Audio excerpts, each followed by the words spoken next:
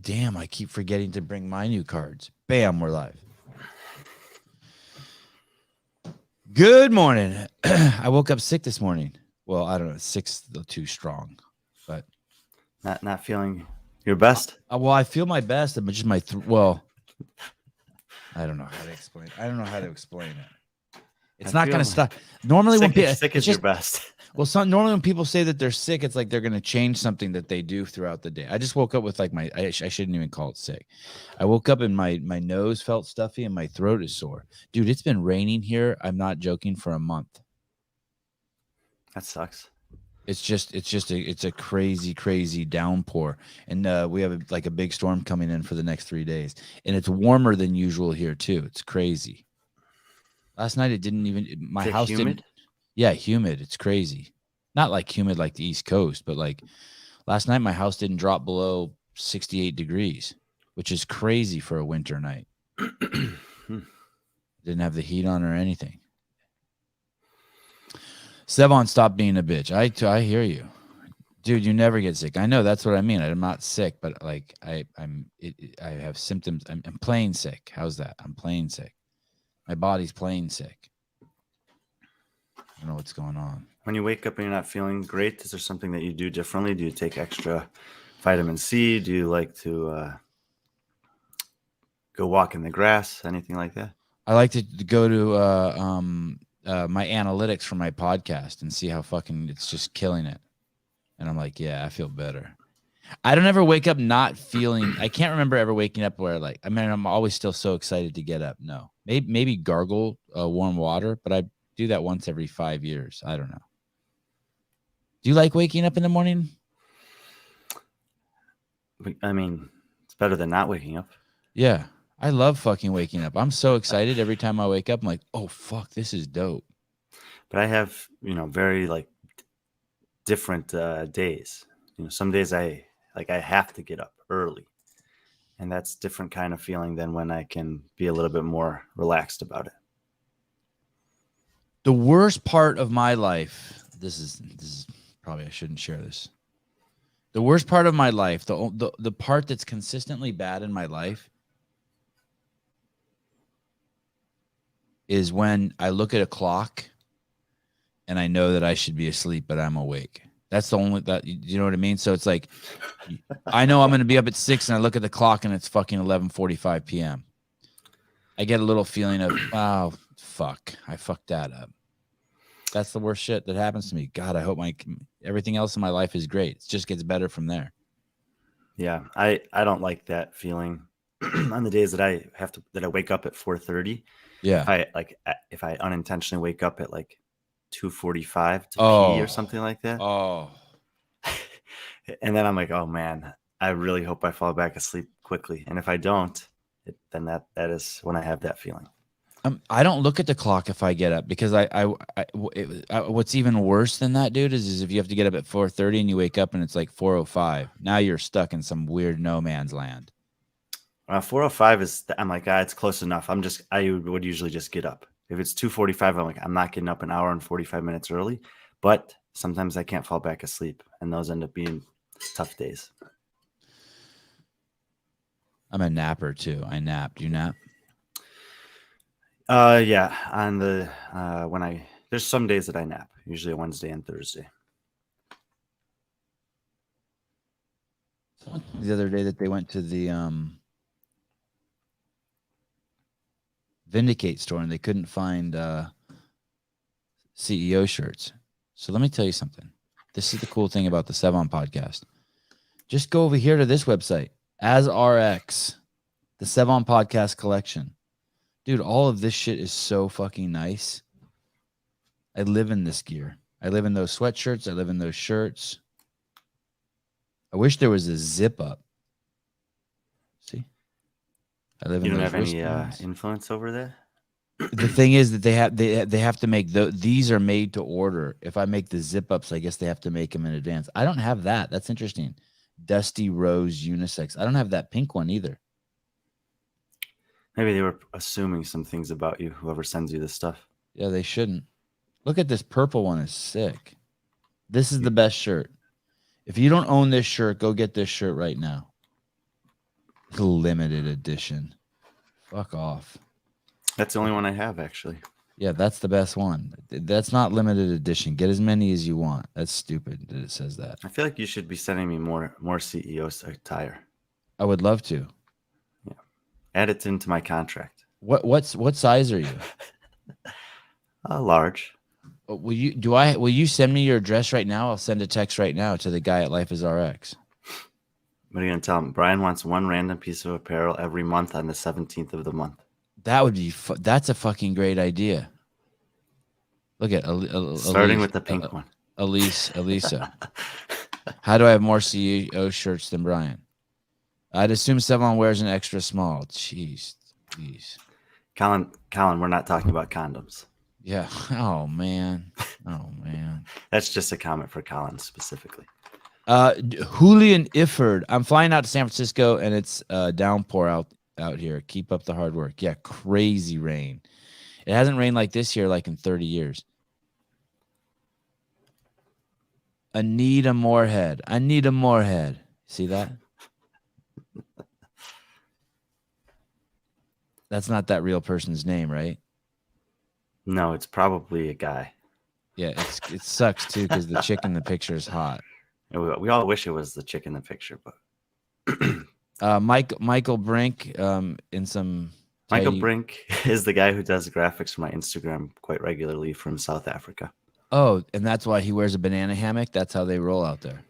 I have very specific standards if anyone wants to work with me. They have to wear banana hammocks? Yeah. Good afternoon, Brian and Sevi. Well, that makes sense why he says it's good afternoon. Brandon Waddell, today's a big day. It's Pi Day and S and BJ Day. I know what that stands for. I just, You do? Yeah. Pi Day. 3.14 day? March 14th? Yeah. Okay. S and B. Project forward 12 hours. Quarterfinals? Yeah, Sevon and Brian and JR. Oh, damn, you're good. You're probably good at like when you see customized license plates, reading those too. Yeah, I'm good at any game that involves unscrambling letters. How about this? Someone sent this to me last night, and it's weird. I thought of you. Ready? Here we go. Now let's watch carefully. This ain't the fucking rookie hour over here. Yeah, I've seen this. You have? Yeah, many times. It's a pretty well-known shot. A double skipper?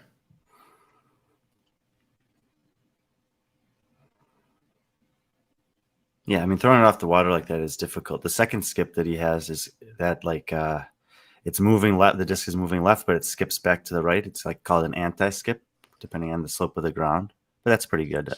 Obviously, a pretty impressive shot. I wonder why he'd do that. You don't think he has enough arm to make it over the water? He's trying to do it. He's trying to skip it off the water. And so you think that's like an ask disc that he's willing to lose? Maybe. That's a weak ass hug too.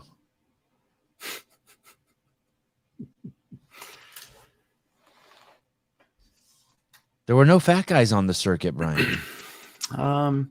Not really. There are, a couple that may look a little bit thicker than most of the guys, but yeah, most of them are pretty thin and wiry. You think that's a sport you could be heavier? You could be a little thick around the waistline. Yeah, there are a couple, but like I said, not too many. Matt Morrison. I remember when Brian Friend was the nerdy guy on Talking Elite Fitness.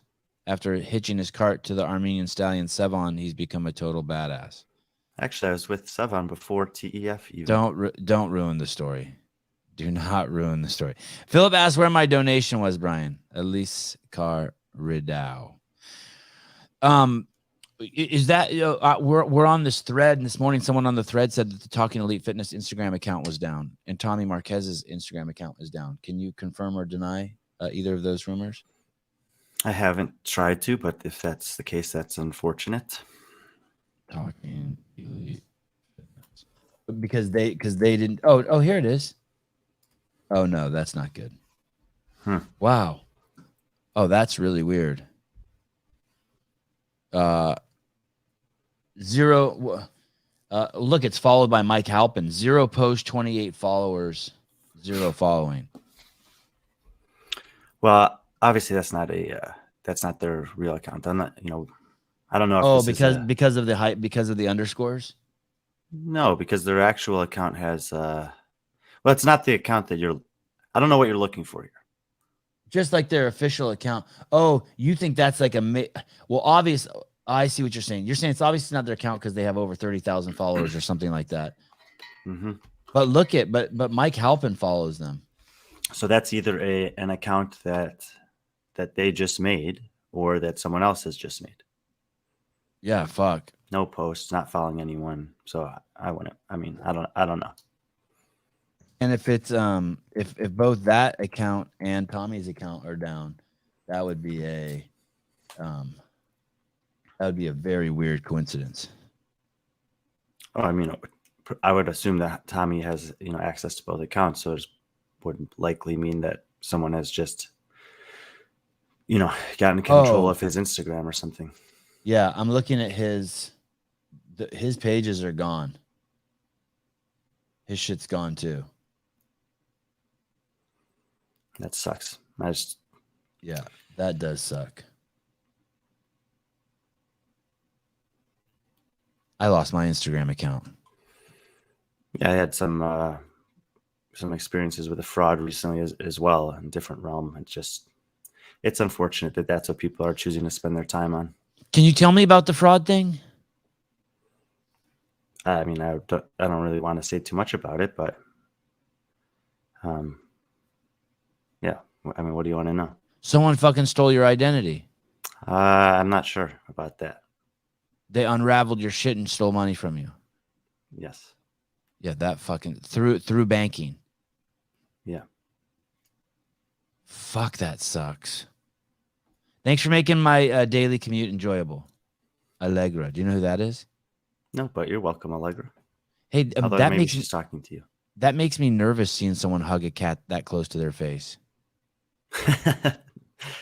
Well, I think a lot of people do it, so you might want to get used to it. I had this friend that I went to Europe with, Brian, and his mom had a scar on her face that was massive. It was crazy. And I go, what happened? She was hugging her cat, and her fucking cat scratched her. Yeah, that's the risk, I guess. It's like hugging a bag of knives. I mean, it's like hugging a bag of knives if you also have seizures. Right. It's a good point. Bag of knives that have their own, a mind of their own. Here we go. Fraud equals Brian got catfished by Trish. Damn. Oy. The comment that Daniel Garrity made last night, let's stick with that one. We liked that one. Yeah, what was that one? That one was good. Seven, my identity was stolen. I didn't know about it until I tried to come back from Mexico on a trip and got detained by customs. It was a mess. It happened over 10 years ago. Still dealing with it. Oh, jeez. That's why he uses that picture now. You think that's really him? Don't know. Brian, was this fraud recent? Did you get it back? Yes, recent, and no to the second question. God, I would be so fucking pissed.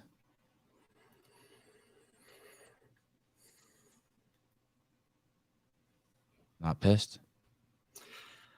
No. Not your favorite subject. You just water off your back. Who gets more donations, Froning or Friend? It's a great question. Hey, where were you born, Brian? 10 minutes drive from where I'm sitting. Are you glad you were born? Yeah. You like in life? Yep. More often than not, by a lot. How old are you? 35. So you're 35 years old and you're born in Chicago. Do you have any kids? No. Why did that take you a little while to answer? It's reading comments. Fair, fair. When did your parents, did they stay married? They got divorced when I was 14. Oh shit, did that fuck you up? I would say yes. Yeah. Would you prefer, you think it's better for parents to divorce when kids are like 3? I think it's a tough question. I mean, what I often tell people in general is that it's difficult to care for others if you don't care for yourself.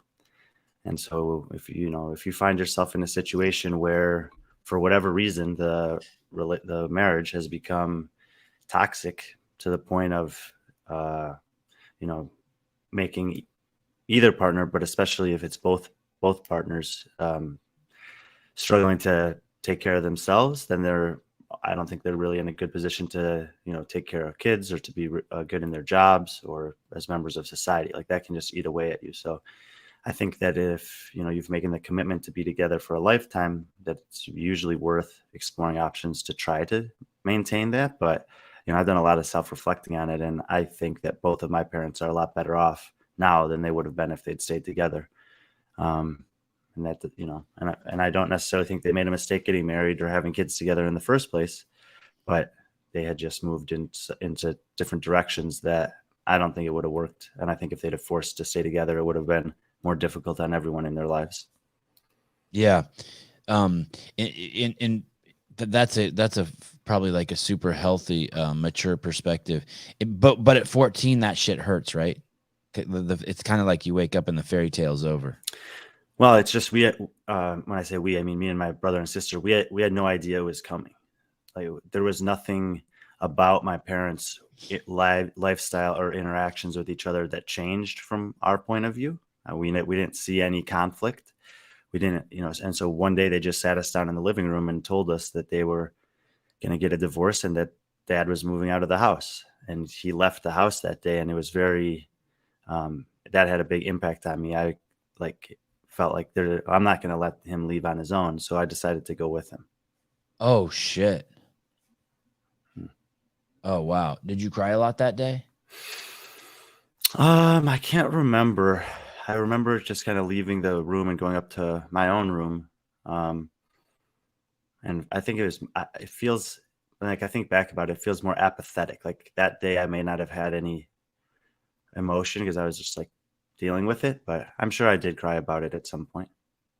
I remember my mom working late at nights and feeling bad if I went to sleep and she was still up working. Like she was an attorney, so she'd have all her paperwork out on the dining room table. Was it like that? Like you felt bad for your dad like that? Like fuck, homie needs it. Like he needs someone. Yeah, I actually have an extremely vivid memory of it. He would always he wore a lot of jeans back then and always this green winter jacket. And I just remember him walking out to his car in front of the house, and I was like, yeah, I'm just not going to let him leave on his own. Garrett says, marriage is overrated anyway, coming from a married man. It's interesting you say that. Marriage is just one component, but after watching the Chris Rock stand-up comedy on Netflix, he seems like a sad and lonely man to me. I like him, but there's this underlying, like he's divorced, right? He just got divorced and he just seems sad. And he's, just being alone, he seems sad.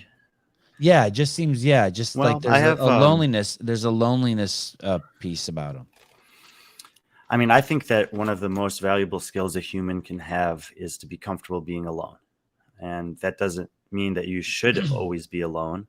But I think that if, it's kind of the same line of thinking of what I said earlier or at the start of this discussion, which is, if you can't take care of yourself, it's difficult. I think it's a more difficult to be of value to other people.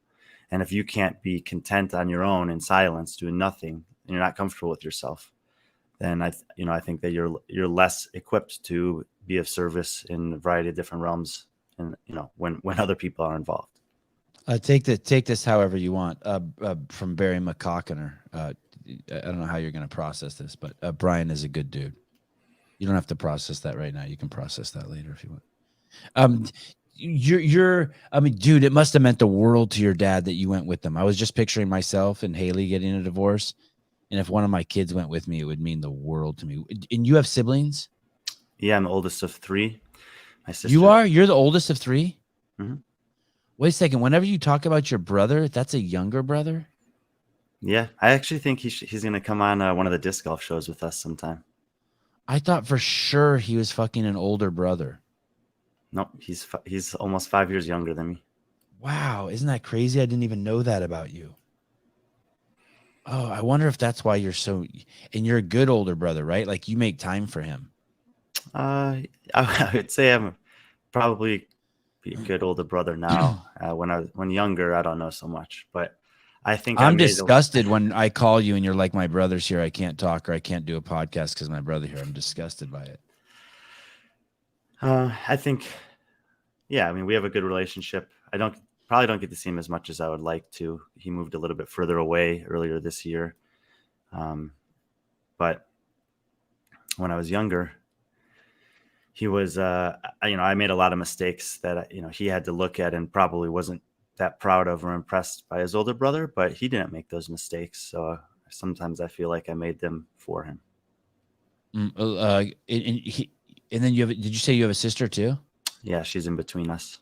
And where does she live? Near Vancouver, Canada, but she's kind of on the road right now. Is she okay? She's actually in California. Is she okay? Yeah. How old is she? 33. So so she's just barely younger than you. My brother's 31, so there's just 2 years between each of us. Wow. So your parents were busy. That's not easy to have a kid every 2 years. I had a couple miscarriages as well, one before me and one before my brother. How do you know that? My mom told me. Yeah. That's the way it happened. One before you and one before you. That's what happened to us too. It was a base like no, yes, yes, no, yes. Yeah, we had a no, yes, no, yes, yeah, yeah, yeah. That's how we did it too. So we got two at the same time. Thank God.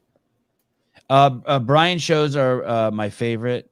I hate you already. He brings so much insight into the sport for the fans. Okay, fine. You deserve every penny you can get for all your work. He doesn't get any of that. I get all of that. $4.99. Thank you. Appreciate it though. Any questions? Heidi blocked my donation. Can she do that? If you're a wrench, you can funnel the money to your own account. Did either of your siblings go with your dad? No, they basically, stuck to the split time plan that was outlined for us. And then, once my sister got like her driver's license, it's a little bit more free. She just goes where she wants. And I think she spent more time at my mom's house than my dad's, but she and my dad have always had like very specific things that they had bond over and have maintained a good relationship because of that. I want my money to go to Brian. Okay, fine. Give me more money and I'll see what I can do. Give me all your money and I'll see what I can do. No, not this question. Hold on. Here we go. RB, has HQ ever formally approached Brian about a career? They have not. Brian, are you still working for Barbend? I see a lot of your work on Barbell Spin. No, I'm not working for Barbend, and I published one article on Barbell Spin. I think a second one will be published today, but I'm not working specifically for Barbell Spin either. So, this guy with the motorcycle helmet, HQ sucks. Did any reason why you go with your dad because of your feelings towards your mom? Like, were you not close to your mom? It seems like hard to leave your mom as a 14-year-old boy. Like that would have been hard for me. I had a great relationship with my mom prior to that as well. And I think if my mom had been leaving the house and walking out on her own, I probably would have gone with her too. Like I just couldn't stomach the fact of either one of them, I think, leaving everything behind. Right. It's interesting. God, what a fucking emotional time. Did you switch schools when you left with your dad? No, I was a freshman in high school, and my mom still lived within the same school. When they moved to separate homes. And my mom still lived within the school district that we were all a part of. My dad did not. He got remarried pretty quickly and moved to the next town over. But we could just use my mom's address and I'll still stay in the same school district. Did you at 14? Did you have your virginity? Yes. Then I can. Michael Birchfield. Brian was a man at 14. I've proven you wrong with one stroke of a question. Just fucking fucked you up. Fucking just defeated you. But I appreciate you giving me an easy win like that. Now we know how you define being a man. Yes, of course. How old were you when you lost your virginity? Have you lost your virginity? Sorry, I didn't mean to make a presupposition. How old was I? Yeah. 18. Yeah, me too. Were you completely shocked? Like, wow, what's wrong with this person? This person's actually going to get naked with me? No, it was actually a terrible experience. It was? Yeah, I was way too drunk and high, and it was bad. Was it your girlfriend? No. I had had a girlfriend that I was very serious about for the last 2 or 3 years, and honestly, I had no intentions of ever being with anyone other than her. I went away to college. She was still in high school, and I was still dating her, and I was staying faithful to her. And I did something very nice for her birthday in the middle of the year, and I think at that point she was feeling kind of guilty, and she told me that she had been cheating on me, but not with men. Oh, that's fine. That's not even cheating. And so after that, I got a little promiscuous for a few months. No shit. Like fuck you, bitch. Like they take that. I mean, I wasn't in a good place in general then, and that didn't help. Yeah, interesting. You went, so when you were 15, 16, 17, you were with a girl, but you guys didn't have sex. Yep. Yeah, that's the way it was for me too. Why didn't you have sex? Well, it turns out she wasn't really into the male genitalia. But for me, it didn't matter. I actually told her that I didn't care. I would still marry her, and she could hook up with the girls if she wanted to. If we were only having sex to procreate, would have been okay with me because I just liked her. I liked being around her. I liked doing things with her, and I could imagine coming home to her and having, enjoyable evenings doing anything, reading a book, watching a TV show. I still care about her, and if or when I ever see her, we always have a great time together. When's the last time you saw her? Maybe 2 years ago. That's pretty good that you kept that relationship. Yeah, I mean, she is one of my best friends. Like if I needed to call someone to give me the hard truth, like to tell me what I need to hear but don't want to hear, I would call her. Wow.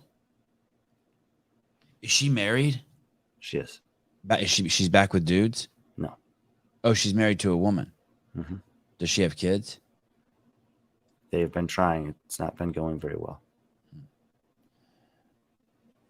Did you think about when she started seeing girls? Did you ever think, well, fuck you, and you would start dating boys? Like, I'm going to be gay then? No, I actually suspected that about her before she was willing to admit it to herself, I think. But no. What were the signs? Just like I said, sexually, she just didn't. It wasn't like disinterested. It was like, I don't know. I just had a feeling. I felt like that about a bunch of girls that I dated, that they might be gay. But they had other qualities too. You know what I mean? Like they didn't wear makeup. They could beat me at arm wrestling. They were Division I soccer players. You know what I mean? And I'm just like, yep, dyke. But I fucking loved hanging out. Fuck, they were dope. They're fun. I was bummed. I mean, not bummed. I was more like you, kind of like I would just tolerate it. But they were fun. Was that how old were you when you first started? You had your first drink of alcohol? I think like I had probably family gatherings when I was young, little bits here and there, but I didn't really drink a lot throughout high school. I was very focused on school and on sports. I'm sure I had some, a beer here or whatever at a couple of parties when I was younger, but it was really it was like the middle of my senior year of high school that I started drinking a lot. Like, and how much is a lot? Like every weekend? For me, it was never so much about the frequency. It was that when I drank, it was to oblivion, basically. So you threw up a lot drinking? Yeah, or blacked out, or both, or I mean, it was never a good situation when I drank. Would you become violent? Not really violent. More just sick, non-responsive. Corey, Leonard, Brian, your article is up on Barbell Spin. What Awesome. an interesting number, 376. Hey, do you think you've thrown up 100 times from drinking? No, a lot less. I didn't because when I drank it never really went that well. I didn't drink very often. I smoked a lot more pot because didn't have the same negative effects. Like I wouldn't black out. I wouldn't I wouldn't wake up feeling like shit. I wouldn't be wasting the next day. I wouldn't make irresponsible decisions. I just get tired and hungry and whatever. And what about smoking weed? How old were you when you first started smoking weed? Similar, senior year of high school. And do you smoke weed now? Yeah, sometimes. No shit. Mm-hmm. I did not for a long time, but now I will on occasion. Like how long is a long time did you go without it? Well, I ended up having to go to rehab, and after that, For what drug? Primarily marijuana, but also I think abusive alcohol use.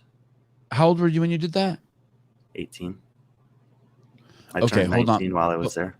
I can't believe you smoke weed. I didn't even know that about you. I thought you were just fucking straight edge as a mofo. I thought you were just like, I didn't think you drank. I thought like maybe since I remember hearing you like once in the last 3 years, be like, I had a beer this evening. And I pictured you just carrying a beer around until it got warm and not even really drinking it. I'll tell you a little bit about it. So, I mean, I was for like 18 months, I was high like 24/7. Like from like 18 to 20.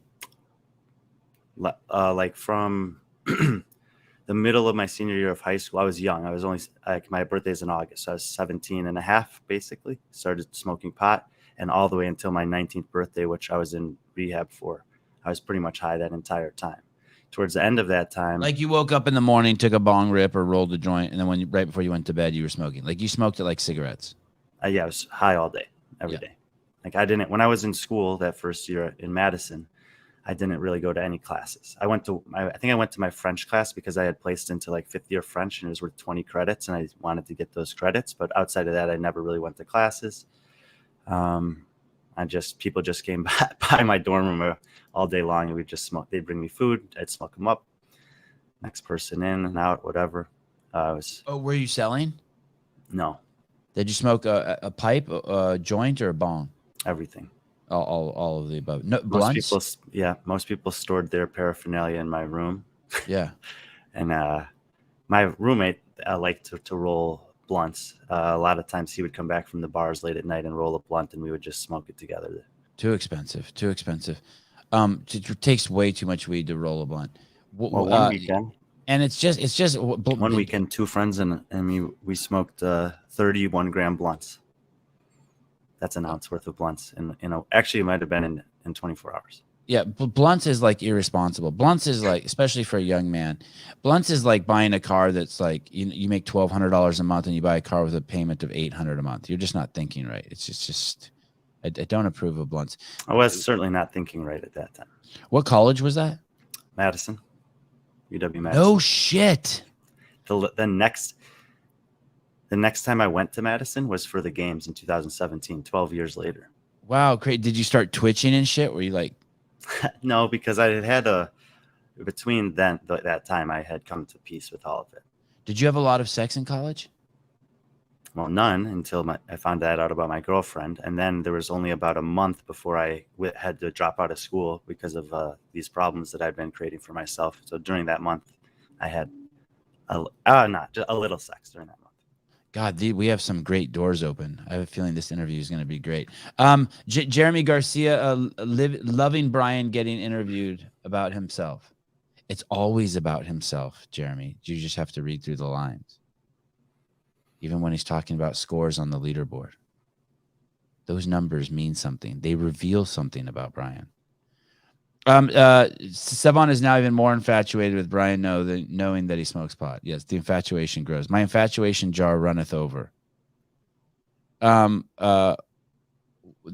why they call it Marijuana in Wisconsin. Is that right? Like Madison, Marijuana. Have you heard that? No, but okay. So that girlfriend was in college. That wasn't high school. I had made the assumption that it was high school. no, it's just began in high school and went into my freshman year of college. Did she go to your college with you? No, she's younger than me. Oh, okay.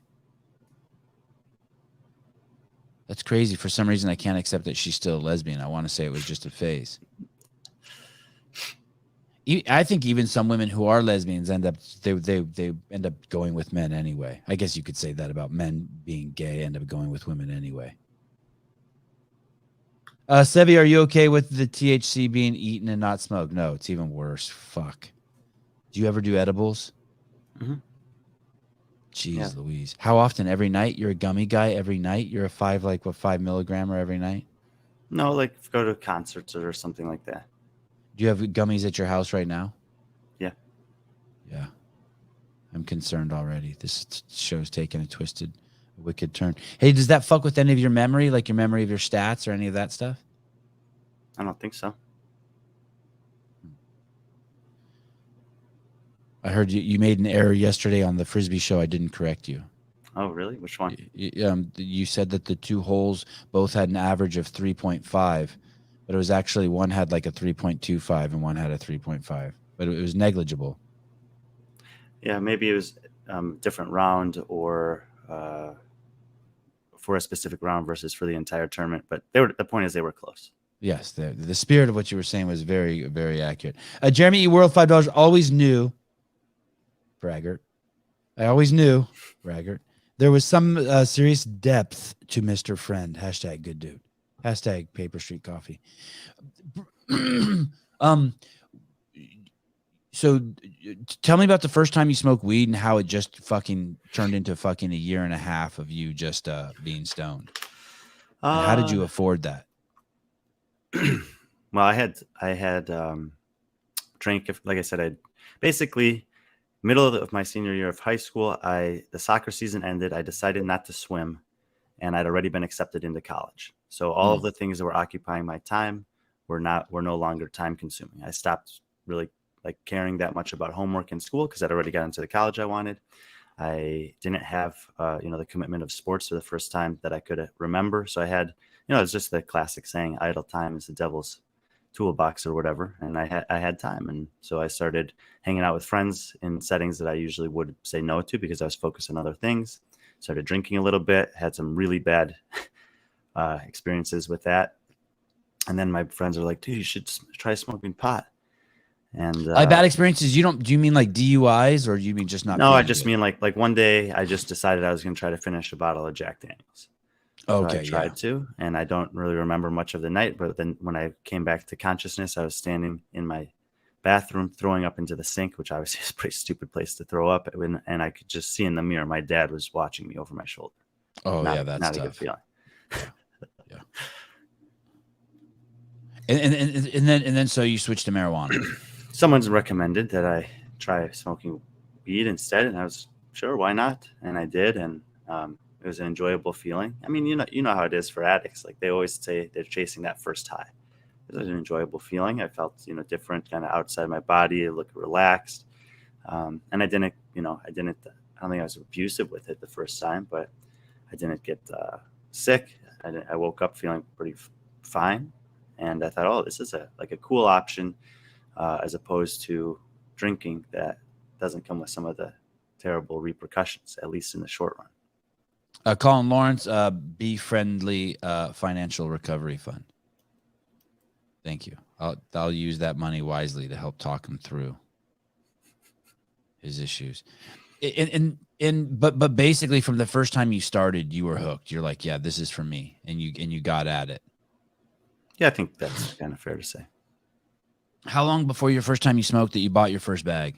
I don't know. A week? A month? I don't know. Yes, probably.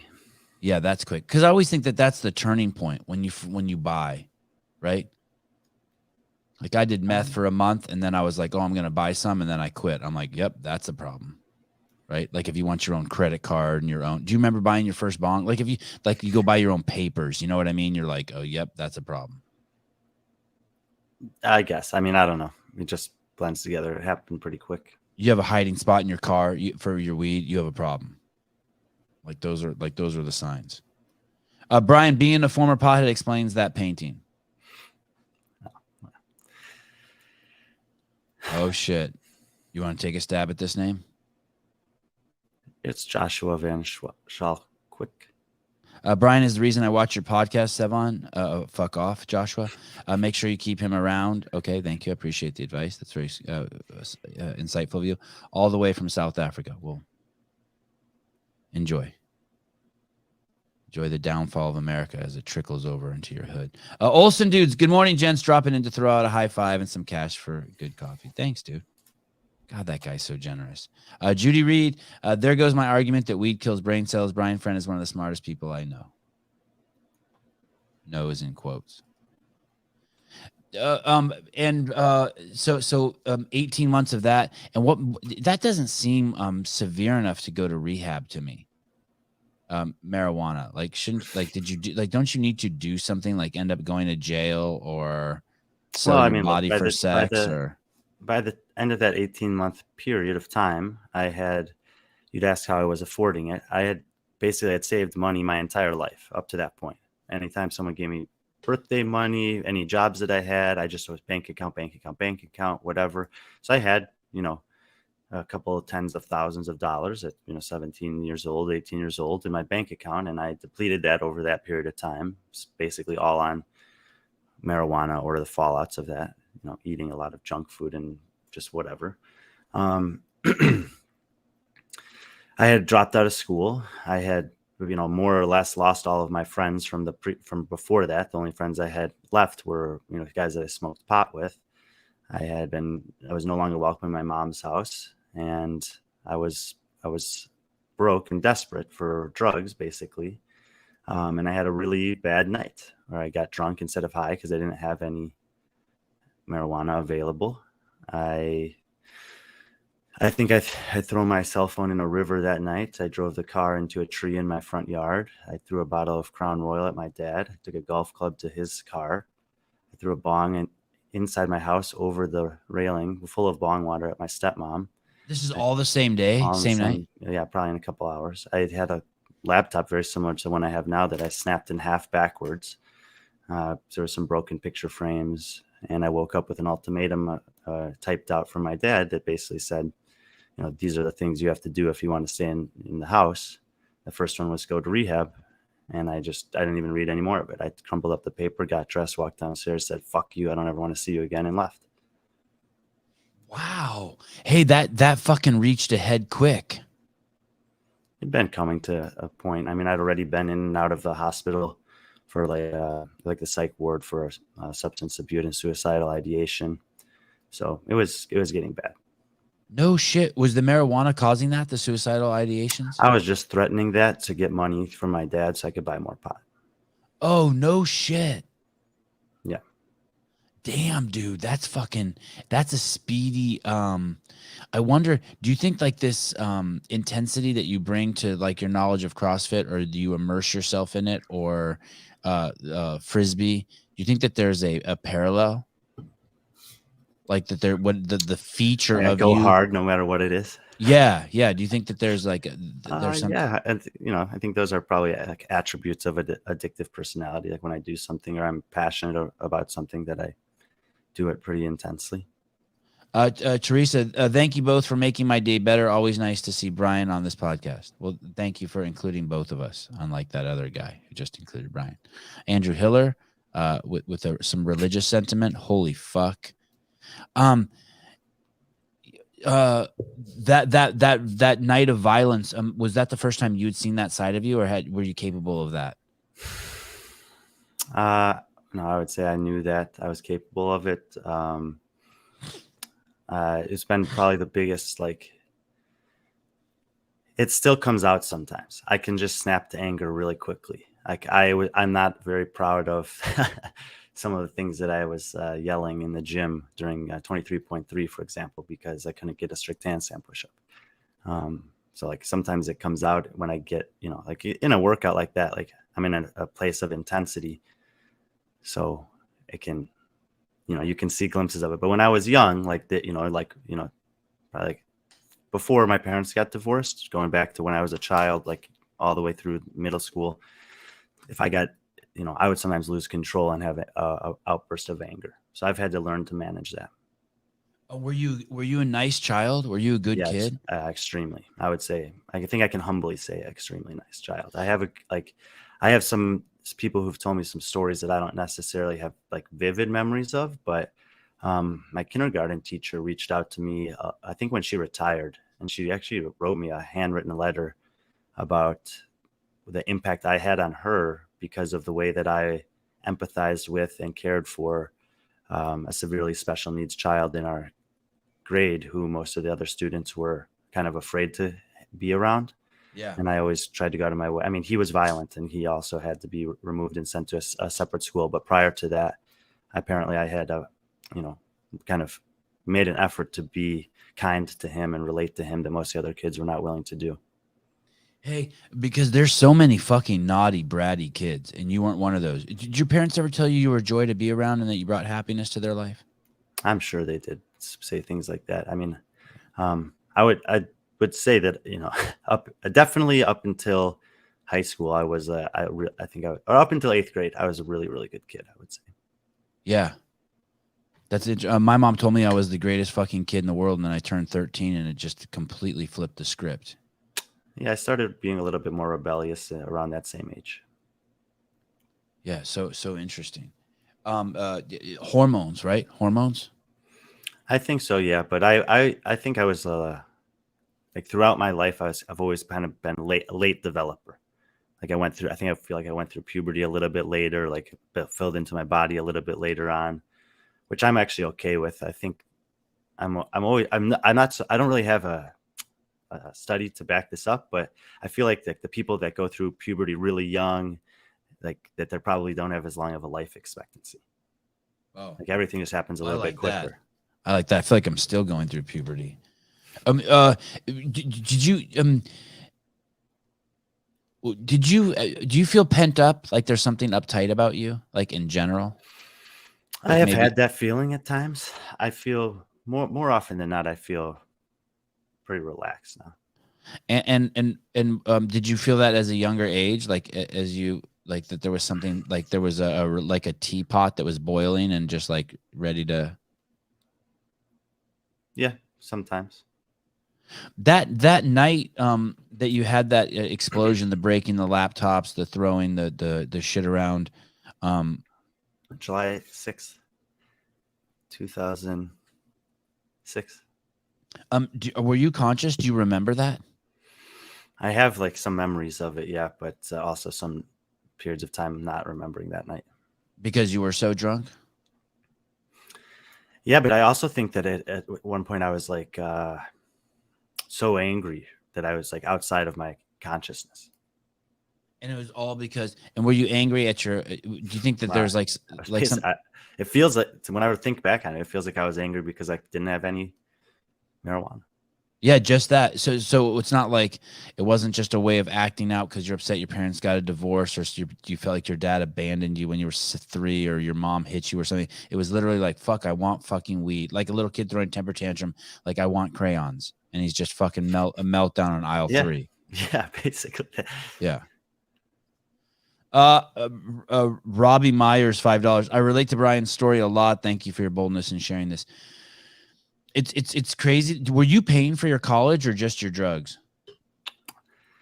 I'm like kind of torn on this. A part of me resents my dad for this, and a part of me is obviously grateful for him because of it. My dad worked in the stock market, an options trader since the early 80s, and he did very well in the 1980s.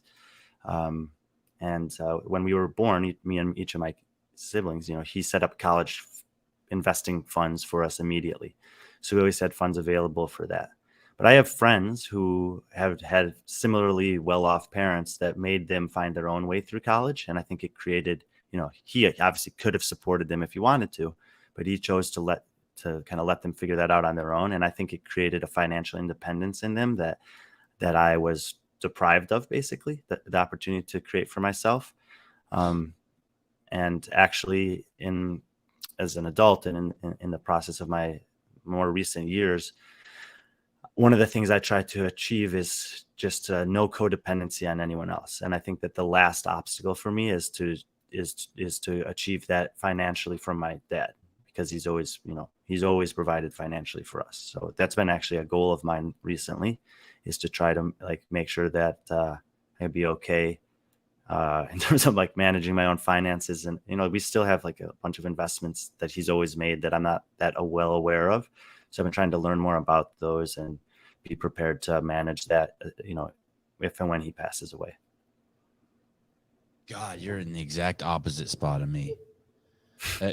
Dear Mom, if you're listening to this, the hundreds of thousands of dollars that you wasted on me to put me through college, and all the money you gave me that I spent on smoking marijuana every single day for 5 years of my life, and cigarettes and alcohol. I didn't do much methamphetamine. It's a short stint. And I don't think you paid for that either, Mom. I think that girls gave me that. I want to tell you that I am not like Brian, and I appreciate it. And I didn't say I don't appreciate it. Hold on, don't interrupt me. And the fact that you still give me money to pay for my kids' piano lessons and give me money sometimes as a 50-year-old man is much appreciated. And I hope when you pass, you leave me shit tons of money. Thank you. Thank you, Mom. I love you. Okay, where were we, Brian? Are you fucking nuts, Brian? I understand your sentiment of wanting to be independent, but there's this don't kick a gift horse in the mouth. Is that something? I like this one better. If you don't accept the gifts God gives you, God will stop giving. Don't grind an axe. Just chill. It's your problem. Don't make it like, oh fuck, my life sucks, money keeps coming, but I'll deal with it. Thank you. More, please.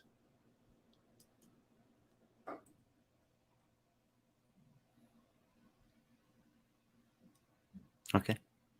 You think that there's something missing because we'll get to this. This will be a theme. We'll go. Do you think you ever hit rock bottom?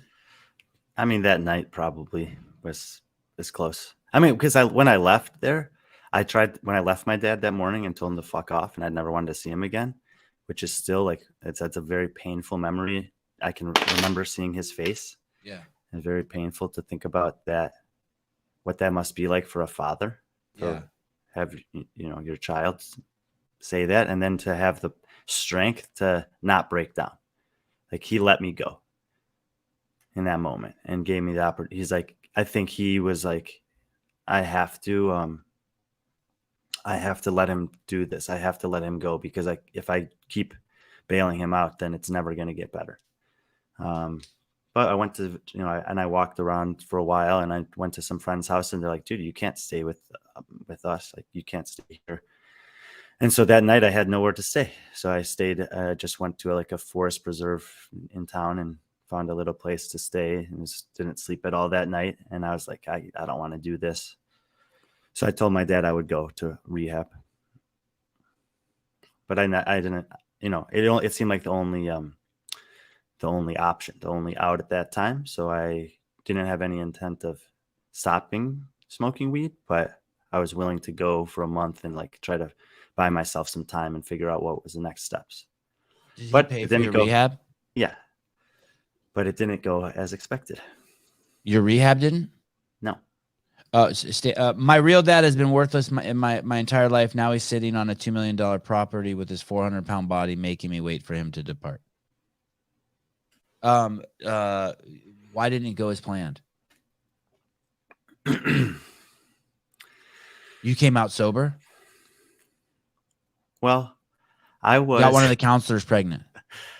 No, I was probably the epitome of the worst inpatient patient you could have for about 6 days. I was a nightmare, and I feel to this day, I feel genuinely bad for the way that I treated one man there named Terry in particular. Employee, incredibly kind and generous man. I think you have to be to work in a place like that. But I was very unfair, belligerent, rude, condescending. And we had these, we had a set schedule, and we had these evening meditation times. And one night they had, I think, Enya was playing, and there was this gay guy a couple years older than me that was in the group, and he decided that he wanted to do some interpretive dancing, pretending that he was a butterfly escaping from a cocoon to this Enya song. And I was like, this is fucking bullshit. And so I just closed my eyes. I was like, I need to zone out. I can't pay attention to this lunatic over here. And like I said, I was just in a very negative, condemning, accusatory mindset. And I had this vision, and I can't explain this or why the things like this happen, but it's really clear. I still have a super clear picture of it in my mind. And I've written parts of a autobiography, and I've always debated between having two titles, and one of which would be Above the Clouds. And it's referring to this this vision that I had, which was a very clear blue sky with a very defined white layer of kind of fluffy clouds, and a moving escalator that was just retreating into the horizon. It was just black moving escalator, no handrails on it. And it was just an instant, and I just had this epiphany, I guess, that there was a path, and I could stay on it if I wanted to, and it would be a good path.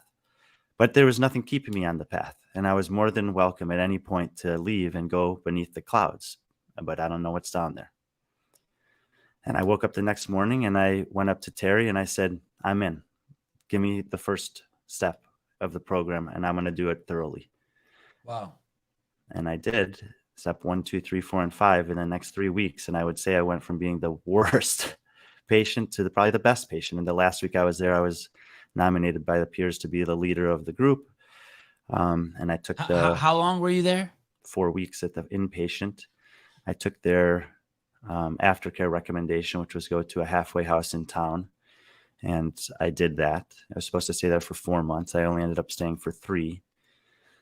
How come? Because I just felt like I was ready to go. Okay. And I met someone there who was, I would say, is amongst the 10 most influential people in my life. I just call him Johnny A.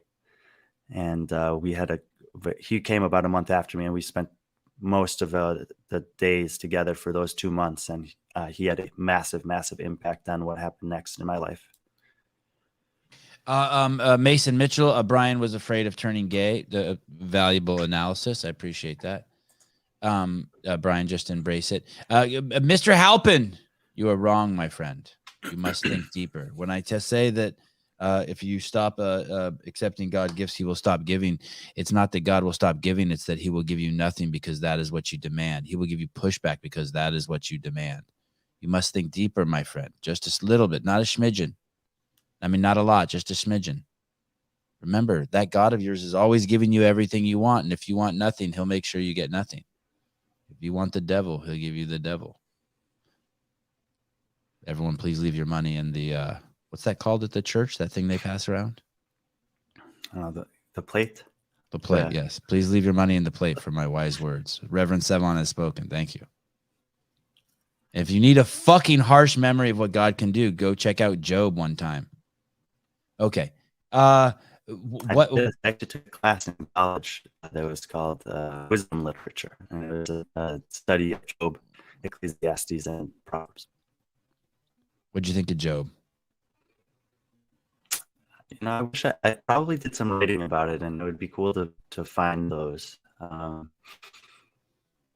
It's a very I agree with you. It's a book that's worth reading and reflecting on. There's a lot in there, as there is with all the books in the Bible. Yesterday, you made a Bible reference after we got off the show, right? Mm-hmm. Yeah, the armor of God. Yeah, that was a trip. I didn't expect that coming from you. Are you getting religious? I majored in theology in college. After what happened when I was in the halfway house there is, we're supposed to get a job, and I did get a job at the Mall of America actually, but Wow. I only worked at it for a couple days. I basically just got it so that I could like check a box that I had a job, and the people who were managing us would leave us alone. But most of the time, I either did like odd jobs that they like, because they, people in town know that there's a halfway house there, so it'd be like, go and help someone with a construction project, or go and help someone pack up their house, or go and help someone, you know whatever they needed help with, mow their lawn. And me and Johnny would just take these jobs and go and do them, and then we would go He was another rehab guy, Johnny. Okay. Johnny A. And then we would go down to the river by the Mississippi River and just have like prayer and meditative sessions and talk about life. And basically, I was opposed to the concept of religion growing up. And then I was intrigued by the concept of spirituality in rehab, and the more of the freedom to choose than like being a force to adhere to a specific doctrine. And so I explored that, and I became really curious about what I would call New Age spirituality, and began reading a lot of books, and going to a lot of little like men's groups and stuff that would talk about these concepts. I became intrigued by the concept after like New Age spirituality. I became more intrigued by the concept of the religions that have been around for a long time. I was kind of skeptical. I'm like, okay, well, like I know Christianity exists, and it has existed for thousands of years, and there's a billion plus people that have followed this religion. But the same could be said of Islam. And then there's Buddhism, that maybe it hasn't had as wide of a reach in terms of number of people, but it's been around for as long or longer. And of course, Judaism, Hinduism. And so I wanted to study those religions. So I bought the manuscripts or the doctrines for them, started reading them. I would go into like, Buddhist groups and do walking meditations or sitting meditations. I have prayed with Muslims. I've done like, rain dances with Native Americans. I wanted to experience as much as I could. And sometimes people were offended, and they're like, no, you can't take communion at the Catholic Church because this and that. And I would, be respectful of that. But if they let me do it, I would do it, because I wanted to experience what that was like. And then I ended up going. I couldn't stay here in the Midwest. I had too many triggers or bad memories. When I got back from rehab, I met up with my buddies that I used to smoke pot with, and I smoked pot again, and I got so high. I could not believe it. I mean, I used to spend hours ripping massive bongs and never would feel like that. Yeah. And I took one hit out of a little pipe, and I was like high for 12 hours, and I thought I'd like let the world down. And I needed to do that to have the like perspective. Like that's the high I was always chasing, but I could never get, because I was just like perpetually high. And I realized I was like living in basically an altered state of mind continuously. And that was kind of like scary and weird to me. That was the last time that I smoked pot for like 8 years, and I stayed sober from alcohol for about 5 years. But there were specific reasons why I did both again. Anyway, so I moved to Texas and enrolled. I went to a Christian school there intentionally. I put off studying Christianity until last because it was the most accessible. And then I decided, I actually enrolled as a business major, but I took a New Testament course, and I was like, yeah, I think I want to learn more about this. So I switched my major. Why Texas, Brian? My best friend was living there, going to UT, and he was a freshman at the time. He's a year younger than me. He was going to be moving out, and I just called him up, and I was like, hey man, I got to get out of here. What do you think if we like live together next year? He's like, we're looking at places right now with a friend of his. So I went down to visit them. And your dad was cool with that? I'm assuming your dad paid for your college and paid for your housing? He did. He did. Okay. He was happy with your recovery? I think very grateful. Yeah. Okay. So I moved down there and decided to study Christian, I changed my major to a double major in history and theology. I just felt like they complemented each other very well. It was a small school, and there were a couple of professors in both the theology and history department that I really liked.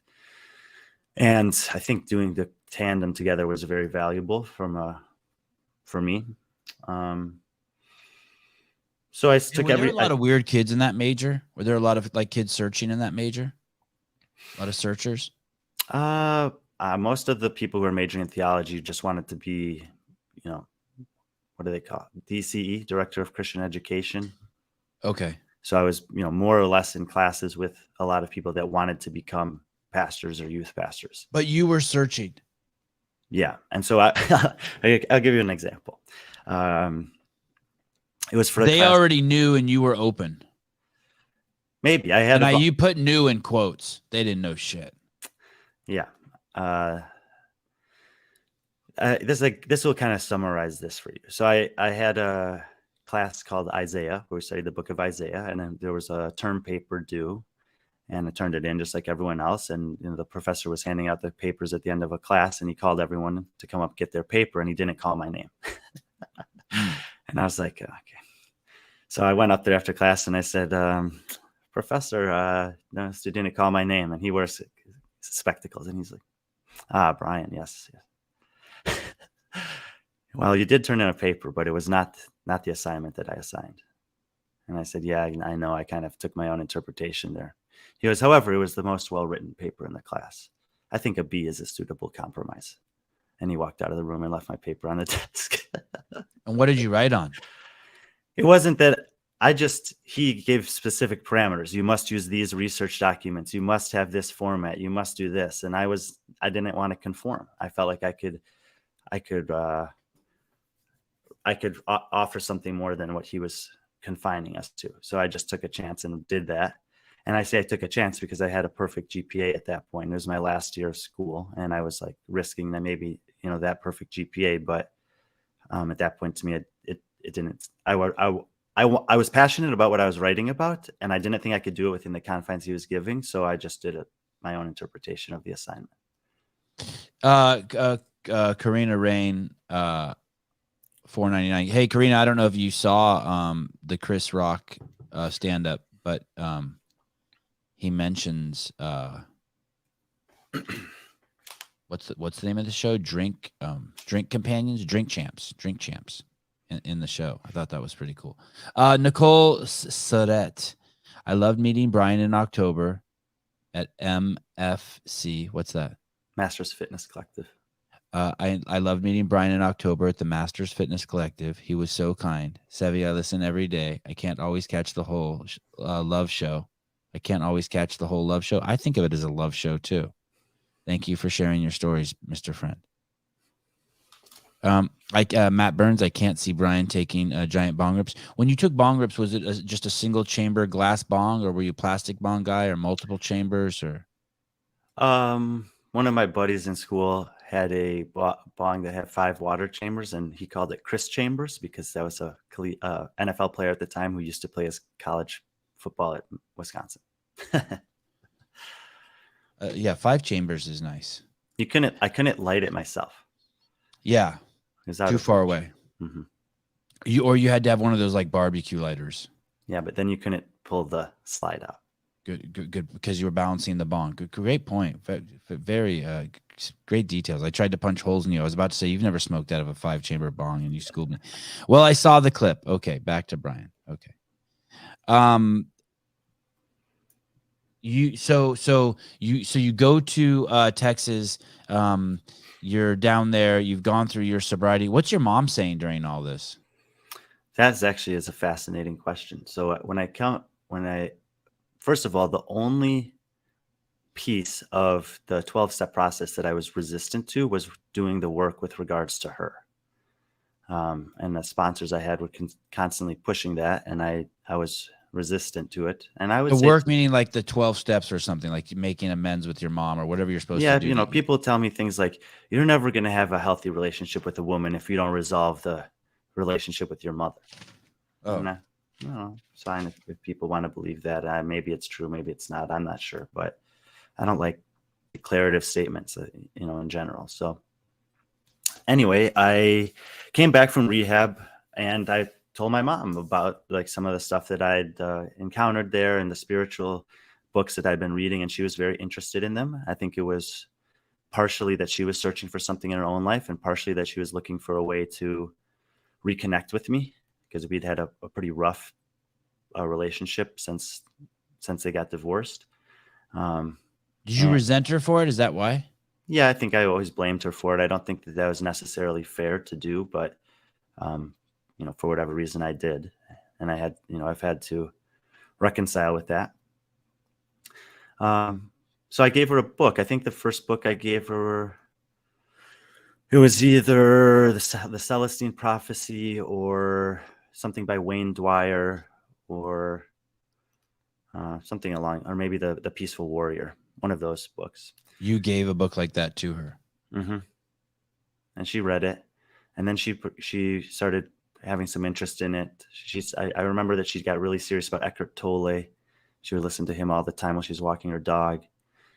And she, like me, grew up in the north suburbs of Chicago and had really never left. And she took when my brother finished high school, she moved down to the city of Chicago, which was a big step for her, even though it's only, a few miles down the road.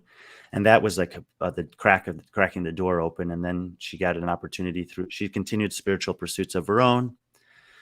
She had an opportunity to move to Vancouver, Canada, for a professional pursuit there, which she did take that chance, and she moved there with her dog. My sister followed her there, and my sister still lives there. But my mom just continued further and further down the path of spiritual pursuit. Because of that one book you got her. Yeah. And now and then eventually she left Vancouver because she could not get permanent residency there, which my sister was able to get. And she was feeling drawn to Hawaii. So she bought a one-way plane ticket and booked a 2-week Airbnb in Hawaii, and she has not left. She met a woman there who now they live together and work together, and they are doing some pretty good work in the spiritual realm. Are they intimate together? I don't think so. They have separate bedrooms, separate bathrooms, a nice place they live in there. I went and visited them once, and I never got the sense that there was anything intimate between them. I think if you asked either of them, that they would say that they are bound and committed to Christ at this point. She would probably say she's a born-again Christian, which is interesting because her mother also was a born-again Christian in the early 2000s. But when that happened, my mom and her mom had a very, very tense and bad relationship surrounding that. And now they're like best friends because of it. Your grandmother's still alive? Until about 8 months ago, all 4 of my grandparents were alive, but both my dad's parents passed away this past year. Both my mom's parents are still alive. Yeah. How did they pass away? Just natural causes. It was long overdue for both of them. My dad's mom, from a just was completely gone mentally, dementia, whatever, and very stressful on the family. And my dad's dad, I mean, I thought he was going to die in 2011, and I can't believe he lived as long as he did. His life was extremely, extremely low quality. Couldn't care for himself in any way. So I think I wasn't sad about either of them, because I feel like it was a relief for them and for everyone who cares for them. What's the longest you've gone without talking to your mom? Years. Yeah, and I don't talk to her that often now, but every time we do talk, it's usually for 2 to 3 hours, but maybe it's only once or twice a year. And did your sister go to Hawaii too? No, my sister and my mom are not. Their spiritual paths have gone in different ways. I don't know how well they get along right now. She's, like I said, still living primarily in Vancouver. God, what a different world, Vancouver, Canada. Vancouver, Canada? Yeah, I guess even Vancouver, Washington. Are you talking about Vancouver, Canada, right? Mm-hmm.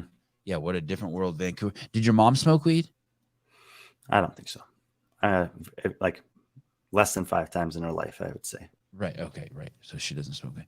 And so this book, these books somehow caught her. And so she went from sort of Eckhart Tolle and the Celestine Prophecy to Christianity. Were you in her life when she made that jump?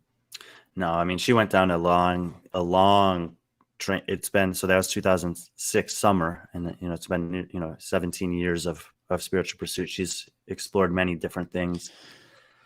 They both changed their names and for spiritual reasons of their own. Do they still have those names? Yeah. Like the way Ronnie Teasdale changed his name. He's now Raw, like that. I guess so. I mean, my mom legally changed her name on all investments, bank accounts, passport, social security number. It was like a 5-year process. And is it some name that sounds like that? Is it some sort of like spiritual name? No. Ciara. Oh. And is your brother close with her? No. I mean, do you have a beef with her? No. But I have to. But when I talk to her, I'll let her do it one time, and then I tell her, okay, Mom, I understand that you think the rapture is coming soon. Please, can we talk about anything else? Oh, interesting. What's the rapture? That's the end of days, like the earth. Does the earth catch on fire in that? She just, yeah. It does. That's actually what happens. It catches on. She just, she thinks that an imminent time is coming spiritually, and she wants her kids to be on the right side of it.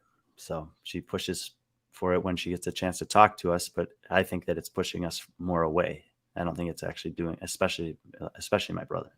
Yeah. Yeah.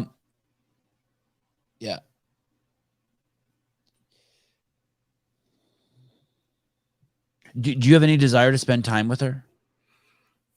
I'm not opposed to it. Like I said, I did visit her one time. I was there for 3 weeks, and it was extremely traumatic experience. By the end of it, when I came back, I wrote about a 30-page short story that I titled "Maui: The Demigod Experience." Mm-hmm. Oh wow! And it was very just for yourself. You wrote it? Yeah, it was very cathartic. I just needed to get that out, and I have not gone back since. I would see her, but I think I'm more well equipped to go see them now. So I would consider going back, but for a long time I was not interested.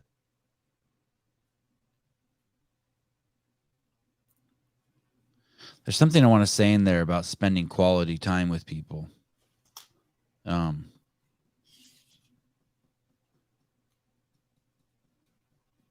wonder what it's going to be like to have older kids. You think you're going to have kids? I don't know. Do your mom and your dad talk? Not really. And you're close to your dad. Yeah, probably least close to him as I've ever been in terms of frequency. But yes, very close to him.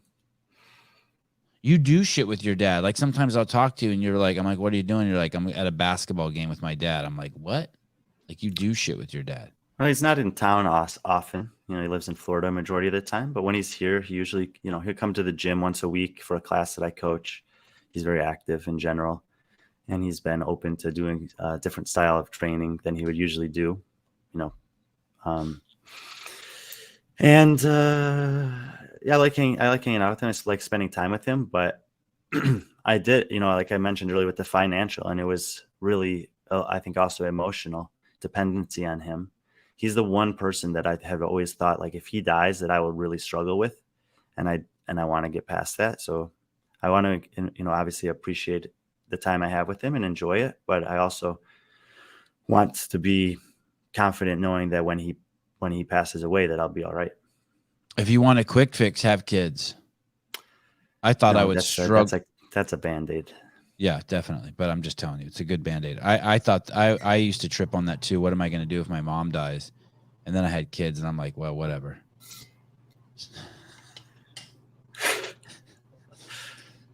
It changes everything. Kind of. But brings everything back to normal too. Brian, so you're in Texas, and you played soccer down there for that team? Yeah, when I went to visit my friend, we were looking for places to stay. We were driving around the city, and I saw a sign for Concordia University, and I was like, huh. I didn't have any plan going to Texas. I was like, I just need to get out of here. My best friend lives there. It's a different place. I'm gonna take a risk and go. I saw the school. I called the school that same day. I asked if I could come for a visit before I left town. They said, sure. I went the next day, met with a counselor, whoever, showed me around the university. I was walking in the parking lot. I saw a guy who had a Concordia soccer shirt on. He was an adult. And I said, you don't happen to be the soccer coach, do you? And he said, yeah, actually I am. And I asked what the policy was for like walk-ons. And he's like, tryouts are August 1st. Anyone's welcome. Wow. So I was motivated. So I went home, got a ball out, started playing again for the first time in 2 years or so. Got in a little Mexican league with some of my buddies who were playing college soccer at the time. Started training, went to the tryouts, made the team. I played for 4 years there. I was a captain for 2 years. I made the all academic team, first team once or twice. Made the all conference team, I think, once. Holy shit! So you were good. I was pretty good, but I was also very focused. It was like a return to what my youth was like, where I was very focused on school, very focused on soccer, and just wanted to it's this pattern that you see. Like when I do something, I try to do it really well. What a crazy skill! You didn't play soccer for 2 years, and then you went to college, and you were able to dust off the ball and dust off your footwork and get back out there and make it on the collegiate team. That's crazy. The moral to that story is, people, is give your kids real skills that they can keep their whole life, not shit like soccer, like playing an instrument. Holy shit, that's fucking amazing! What a great story. Philip Kelly, $4.99. Second attempt for Brian to take Heidi out on a date. A Big Mac, French fries, and a banana. That banana might be symbolic. Clydesdale Media, $10. Nobody more genuine and supportive than Brian. I owe him a lot. Yeah, Scott did say that when he came on, that when he left Morning Chalk Up, I'm paraphrasing, but that while other people there were maybe less than kind to him when he departed, that you were very supportive. Yeah, I like Scott a lot. So you're at college, you play soccer, you make the you make the all academic team. That sounds like, I don't know if that's that means you're just good at school, but maybe you're not the best dude on the team. It's one of the top 11 GPAs in the conference, I think. Okay. I'm speechless. I love you, Brian. Wow. Oh, wow. Okay. And then you were captain of the team. 2 or 3 years, yeah. So you're a good role model for the other people on the team. That's huge. Yeah, and it was actually really cool because I was sober that entire time, and they were, out in season. Most of the guys also refrained from any substances, but out of season they would party quite a bit, and they would always invite me. And if anyone at the party ever said anything negative to me or put pressure on me to drink, immediately half a dozen guys would be like, "Fuck you, leave him alone, or you can get out of the party." Wow. They had my back and were fully supportive of me too. It was really cool. Did they know your journey? Yeah, I told them. And, it was a small school. And, I had obviously some athletic presence, but I also was involved with the Christian community of the school. And it was very much divided. Like half of the kids were there to play sports in college because it was, the only school they could get into to play sports. And then the others were there, pursuing the study of Christianity. But the guy who was he was like the leader of the Bible kids at the time. I can't remember what it was called. They ran a program on Thursday nights. It was called 908, and it met at 9:08 p.m. in the church there on the school. And the reason it was called 908 was from Mark for chapter 9, verse 8. And it says, I don't know, the disciples walked up onto the hill and there was a shining light that was so bright and they could see nothing but Jesus. So it was just supposed to be like a time of focus on Jesus, I guess. And they would have the student band play, and usually someone would give a speech about something, one of the students. And they asked me if I would share my story there one year, which I did. And it was honestly, it was one of the more powerful nights that I have a tangible memory of. We were there for a long time. A lot of people stayed afterwards to talk to me. And I think that it was quite impactful on a lot of the soccer players and also just people in the school. Did you vibrate? Maybe. It was what? No, I mean, it was a high for sure. Do you know what I'm talking about when I say, did you vibrate? Yeah, it's like levitate, feel weightless, like have an aura. I don't know. You never had that vibrate? It's like a panic attack, but it's not bad. You just start vibrating. I'm not sure. Yeah, that's the way I thought it too. Like the conference, the best GPA in the conference. It's like the Spirit of the Games award. Well, I did get that's a separate award for that. It was like the look, Mason, this fucking box you've opened. Yes, go ahead, Brian, please. there was an award. I can't remember what it was called, but the coaches voted on it. And my third, I think my third year playing, every coach in the conference other than my own voted for me for that award. Were you older than the other kids? Yeah, like 2 years older. Yeah. What? Tell me. They gave there was 1 year that these four. I think it was also my third year playing that these four freshmen joined the team and they were like good friends, and they gave all of the kids or all the players on the team nicknames. And in part, my nickname was because I was older, hairier, and wiser than the rest. And what was your nickname? It was just Oso, which is Oso. Spanish for bear. But there were multiple reasons for the nickname. They were quite clever. There's a Dave Matthews song called "Oh," and one of the lines in it says, "I love you oh so well." And anyway, so they attributed many reasons for their nicknames. How many Dave Matthews conferences have you? Conferences. 42. That is nuts, dude. You've been to 42 Dave Matthews concerts. At some point, are you like, hey, something's wrong with me? I have like an obsessive, like, I need to chill. Nah. You're not like 42 is too many. I do too much CrossFit. This Frisbee thing's out of control. And I need to chill on like 42, dude. Mm-hmm. How much is a ticket to go to Dave Matthews concert? For a long time, I was part of the Warehouse Club.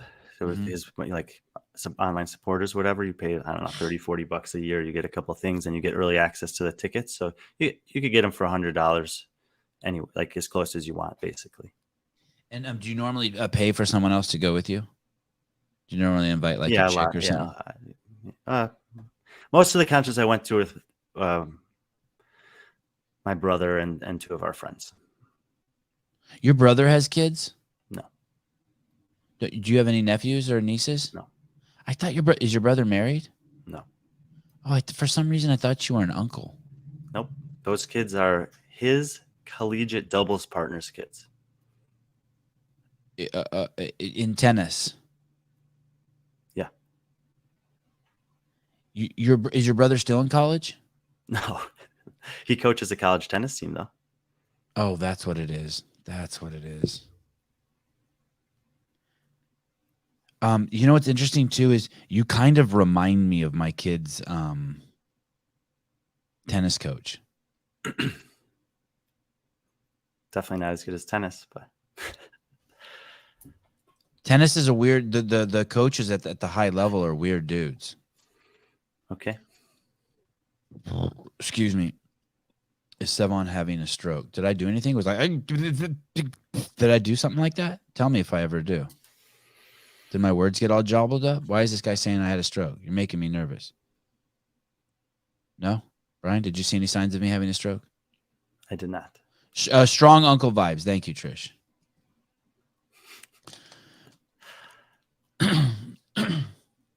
So you're in Texas, and what happens after you graduate from when your soccer career is up there and you finish school there? What happens next? Where do you go from there? Do you end up getting a day job? Yeah, I had no plan. Did I just call Brian weird? If I didn't, I meant to. Go on. I have this like pattern in my life where I never plan for the next thing very well. So I was so immersed in what I was doing in college that I didn't think about what I was going to do after college, and no one was really pushing me towards that. So I literally one day I just graduated college and then I had nothing to do. And I was like, oh shit, like I have to find something to do. And I got a job at a UPS store. I had previously worked at a UPS store in Chicago area many years before when I was here for a small period of time. After rehab, I was like in transition to going to Texas. I was here for a little while. So I had some experience there. I got a job at a UPS store in the West west part of Austin. And after a short amount of time working there, one of the P.O. box holders asked if he could take me out for lunch. And so I went out to lunch with this guy. This guy is also going to end up being one of the most influential people in my life, even though I had a short relationship with him. And he hired me. This story is a little strange already, by the way. Yeah. Okay. I know. I intentionally put that little gay vibe to it so that you could, your little antenna. Thank you. Thank you. You're a good dude. I love a good gay vibe. God, you're fucking brilliant. Thank you. I just totally was getting all gayed up. I love it. Okay. So we went out to lunch and he started reaching under the table. Is that the kind?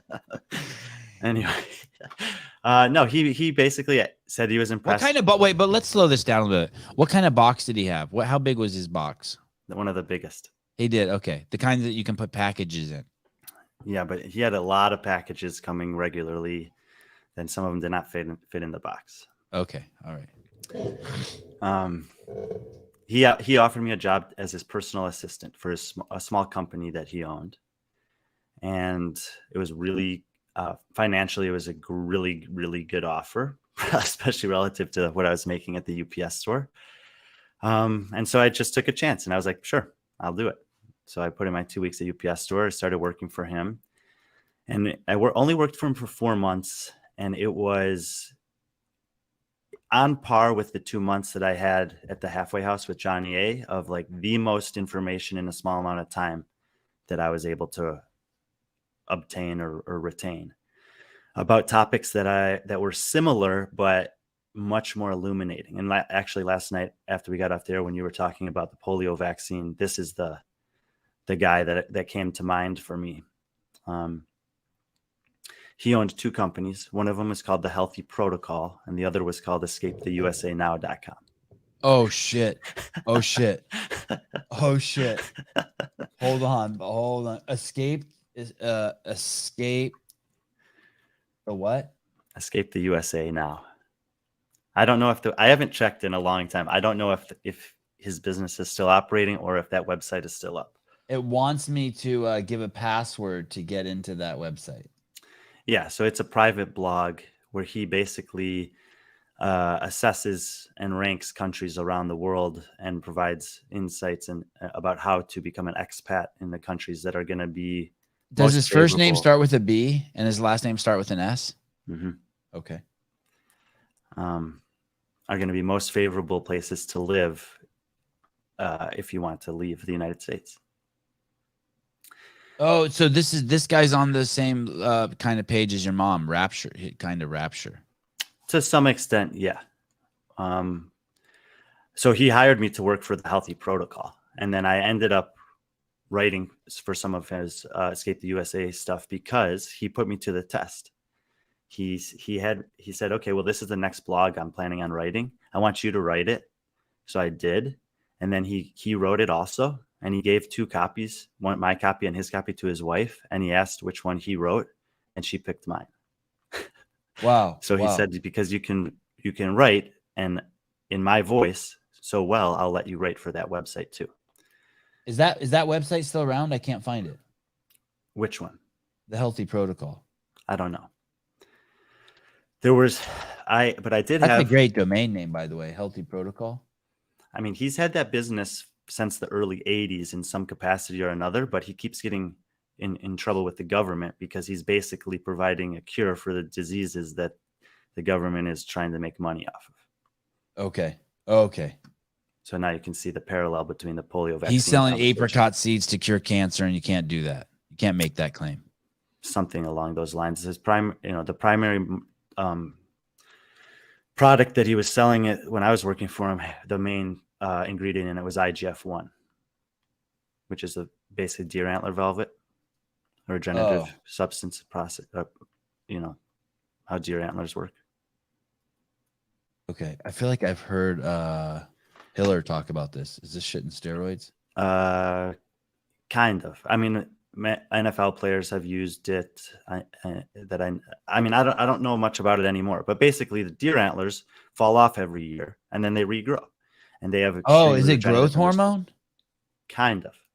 Okay. So if you get the deer antler, as soon as they fall off, you can extract IGF-1 at a high concentration rate, and then there's a process that you can whatever. So basically, it's meant to make your cells regenerate faster. Okay. But the protocol is much more than just taking IGF-1. It involves a lifestyle, diet, sleep, a specific type The of ancestral exercise. tenets. The ancestral tenets. Yeah, a specific type of exercise that stimulates lymphatic movement, grounding, Walking around barefoot. Is that grounding? yeah, and you can take it as far as you want. Like, he's very, like, for example, the quality of water that you drink is very important to him, and he's done a lot of studying of the Centenarian civilizations, but one thing that they have in common is the quality of the water they drink it's basically like glacial water that's just tumbled through rocks, and then they get the natural water. And so, there's something. Did he drink rainwater? He bought me a water ionizer at the time, so it was supposed to replicate the natural process of glacier water filtering through natural rocks and having like the most restorative or the most pure water, I guess. Sounds like a grifter. What's a grifter? Like a charlatan, a hustler? Yeah, and it's definitely one of those things where person who engages in petty or small scale swindling. That's what my podcast is. I should call my podcast that, the grifter. Just swindling. Go ahead. So okay, so you worked with him. How was that? Why only 4 months? Pretty intense story that there. I became very, very much entwined with his life. So, in addition to working for the company, I would drive. Did he ever want to have a threesome with you and his wife? No. Okay, just checking. I just want to like reach for the stars for a second. Okay, go ahead. Like, I would drive his kids around. I would take care of his house when he was out of town. And then eventually I became like a co-signer on some of the business bank accounts. So Oh shit. One day I walked into his office and he was crying. And I was like, what's going on? And he's like, basically the guy who provides us with IGF-1 is unhappy with the business deal. And he has a second business, which is a murder for hire business, and he's in town. So whoa. He has a second. The guy that you get the deer antler juice from has a second business, and his second business is smoking people, putting people to sleep. And was he just the boss, or was he the actual was he also the was he a one man show? God. I had a dude was upset at your boss who also runs a business that kills people. Mm-hmm. Holy shit. Were you like, oh, he lost his mind, he's crazy, this can't be true? Or did you suspect? Well, I had a friend who was very high up and involved in the private sector of CIA, I guess, something along those lines. A 3-letter agency. And I called him, and he knew who the guy was, and he's like, no, this is serious. And he told me personally exactly what I needed to do.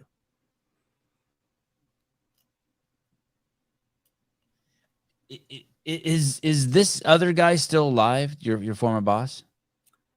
He is. But you have no idea what maybe he could have blamed on you, since your name started going on some of the business. When you told your dad, have you told your dad this story? Yeah. Wow. Sevan needs his notes for wiping his ass. This show has gone off. I don't know what that means, but okay. When I want to go back a second, when he started having you like put your name on some of his businesses, that really intertwined you. So if there was someone who was upset at him, they might also be upset at you. Did you think of that? Yeah, and I was supposed to drive him and his family to the airport the next day, and they were going to be going to Europe for a month. To get away from this guy? No, it was a pre-planned trip anyway that he'd been planning for a while. But that day was bad. We were barricaded in the office. The police were on alert. I had phone calls with FBI because he refused to handle them. And in the meantime, I reached out to my friend and asked him what he suggested doing. And when I had the opportunity to do it, I followed his instructions specifically. And 10 days later, I was living in the Dominican Republic. No shit. Yeah. It was that serious? Yes and no. So he stole money from a bad person. They resolved that financial dispute eventually. They did? Mm-hmm. So did you go back to work there? No. He because of the things that I did that day, that guy considers me to be dead. He considers me to be a non-entity and he's just completely blocked me from existence. So he wanted you to stay by his side through the potential death thing, and you're like, hey, I'm out of here. Yeah, I mean, I was what my friend advised me to do was just to leave the state in a very intentional way and to call my boss and speak extremely clearly to him about the fact that I wanted nothing to do with him personally or professionally anymore. And that because he knew my phone was tapped at this time, and that would be enough for this guy to realize that I was removing myself from that situation and leave me alone. The guy the antler guy who also had the side business had tapped your phone, and your FBI friend guy knew he had tapped his phone, your phone. Mm-hmm. Holy, how many years ago is this? I think it's spring of 2011. So have you ever told this story before? Not in this public of a platform. Do you feel like you have good distance from it now? Yeah. But I'm like, yeah, I thought about this last night if I would tell you the story or not, and I decided that I would. But you never did anything to that guy for that guy wanting to kill you either. Like you're not like, fuck, did I take $300 million from someone's bank account? Did I fuck his daughter? Like you can't even, can you think of anything that you might have done to upset this guy other than being affiliated with your boss? No. Right. You never felt like you were doing anything illegal? No.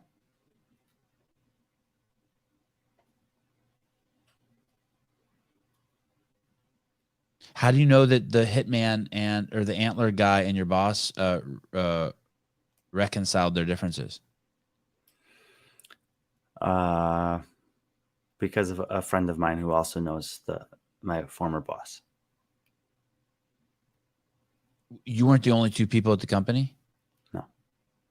Was his wife attractive? Not to me. Gotcha. You weren't attracted to her. Does the guy own an Orange Theory? No, he owns the entire company. You're joking, right? Mm-hmm. Okay. And that was I like that you weren't quite sure. Brian, you worked at a UPS. A guy there who had a box there saw the way you worked. He saw something about the way you moved, the way you took care of business, the way you interacted with the clients. He saw you. He hires you to work at his two companies. You're there for 4 months, and one day your boss is crying, and you're like, "What's up?" And you're like, "The guy that we're buying our product from is not happy with me, and he's in town, and he also has a side business that's snuffing people out." Mm-hmm. Did you know when you worked there the whole time that the guy that you were getting the antler juice from was also a murderer, or like killed people? No. Did you ever meet that guy in real life? No. Is he on Instagram? No idea. Do you know his name? I do not. You don't know his fucking name? I did then, but I don't know it now. You've erased it from your brain? Yeah. Took a giant bong rip and flushed it away? I don't know his name. Do you know the person you've had the best sex with your entire life? Yeah. You do? Do you know their name? Yes. Still have access to them? To that sex? Possibly. You don't, but you want to keep the dream alive? Mm-hmm. Sure.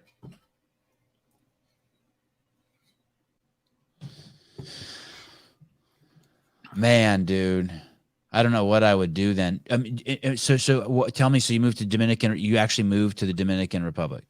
I would Yeah. not feel safer there. I don't think that's good advice. Why the fuck would you feel safer there? I would think that he could just fucking pay someone $85 to kill you there.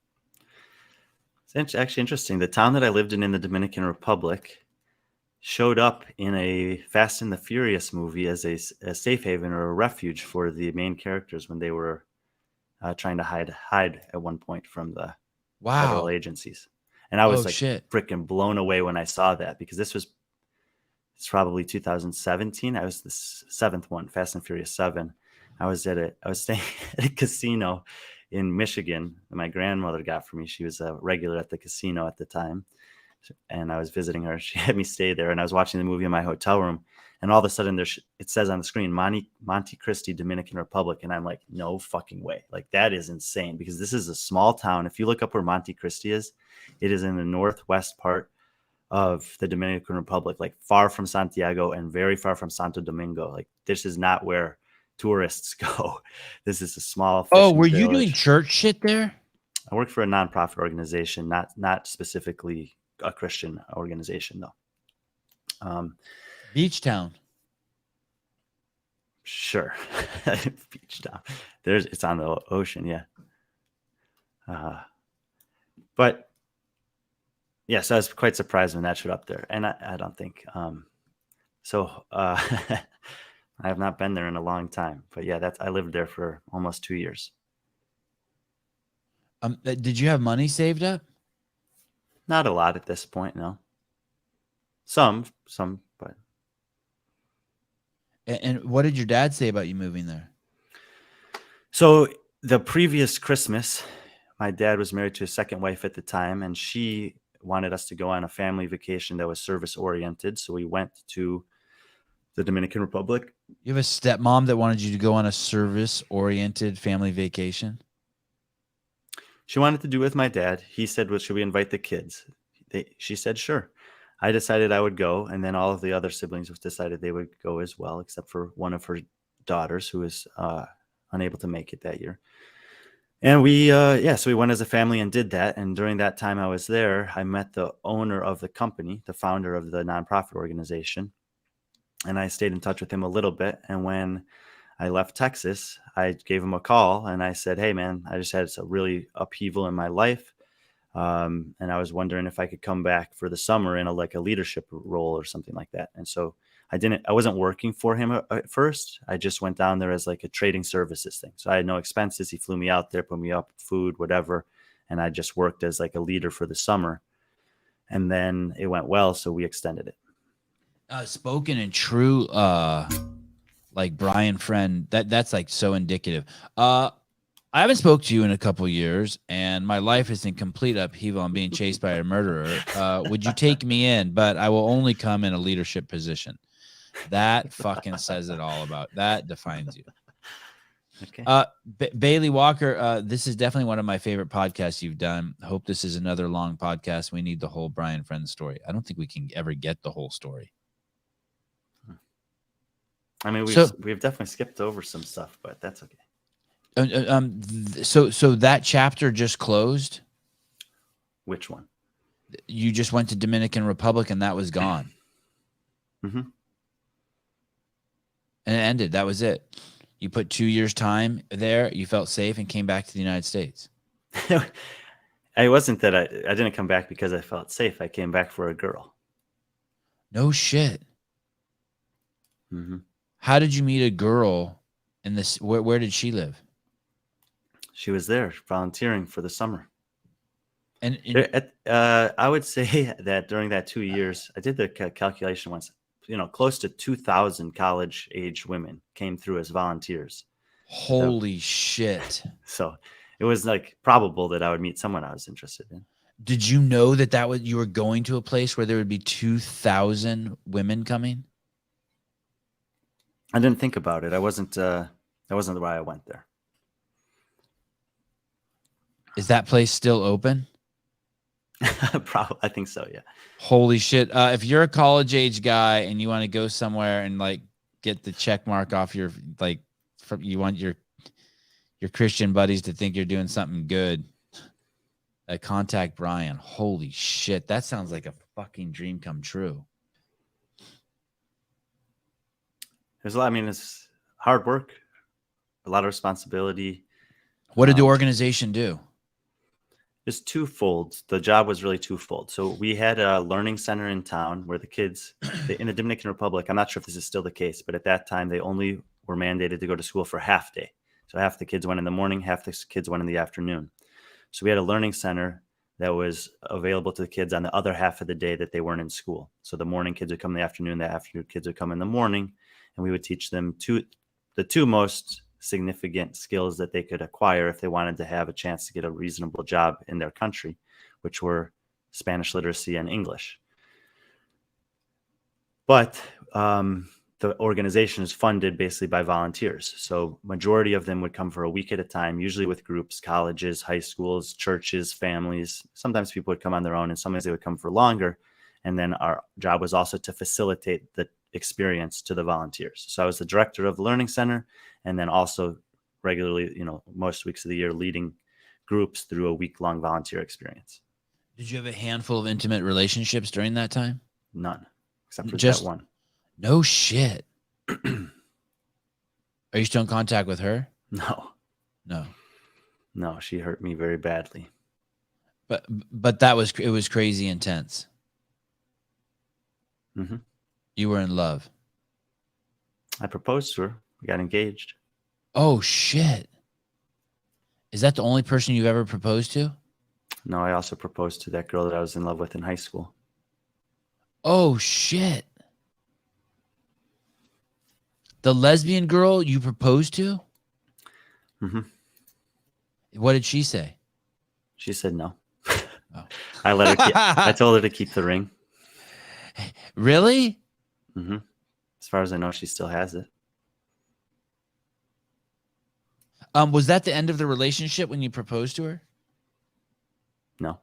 You still dated? We tried again one more time. Amazing. I wonder what she thinks, and she really likes you. There's so many good stories bubbling on the surface here. She really likes you. You're saying that, or someone wrote that in the comments? I'm thinking that. Oh, tell me. What's one that just comes to the tip of your? Tell me. Give me a freebie. Well, I said that there was only one girl in the Dominican Republic, but I suppose there were actually two.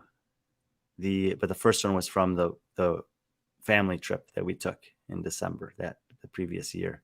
And at that time, I was talking to that girl from high school again, and it felt like it actually might work. I went to the Dominican Republic, and I was just like almost put in a trance by a woman that I met there. Like, it was completely out of character for me to do something like this. But we had an intimate evening on the last night. No sex, but pretty remarkable, good memories. And I told that girl about it when I got back, and that was like the end of everything. Oh, wow. Yeah.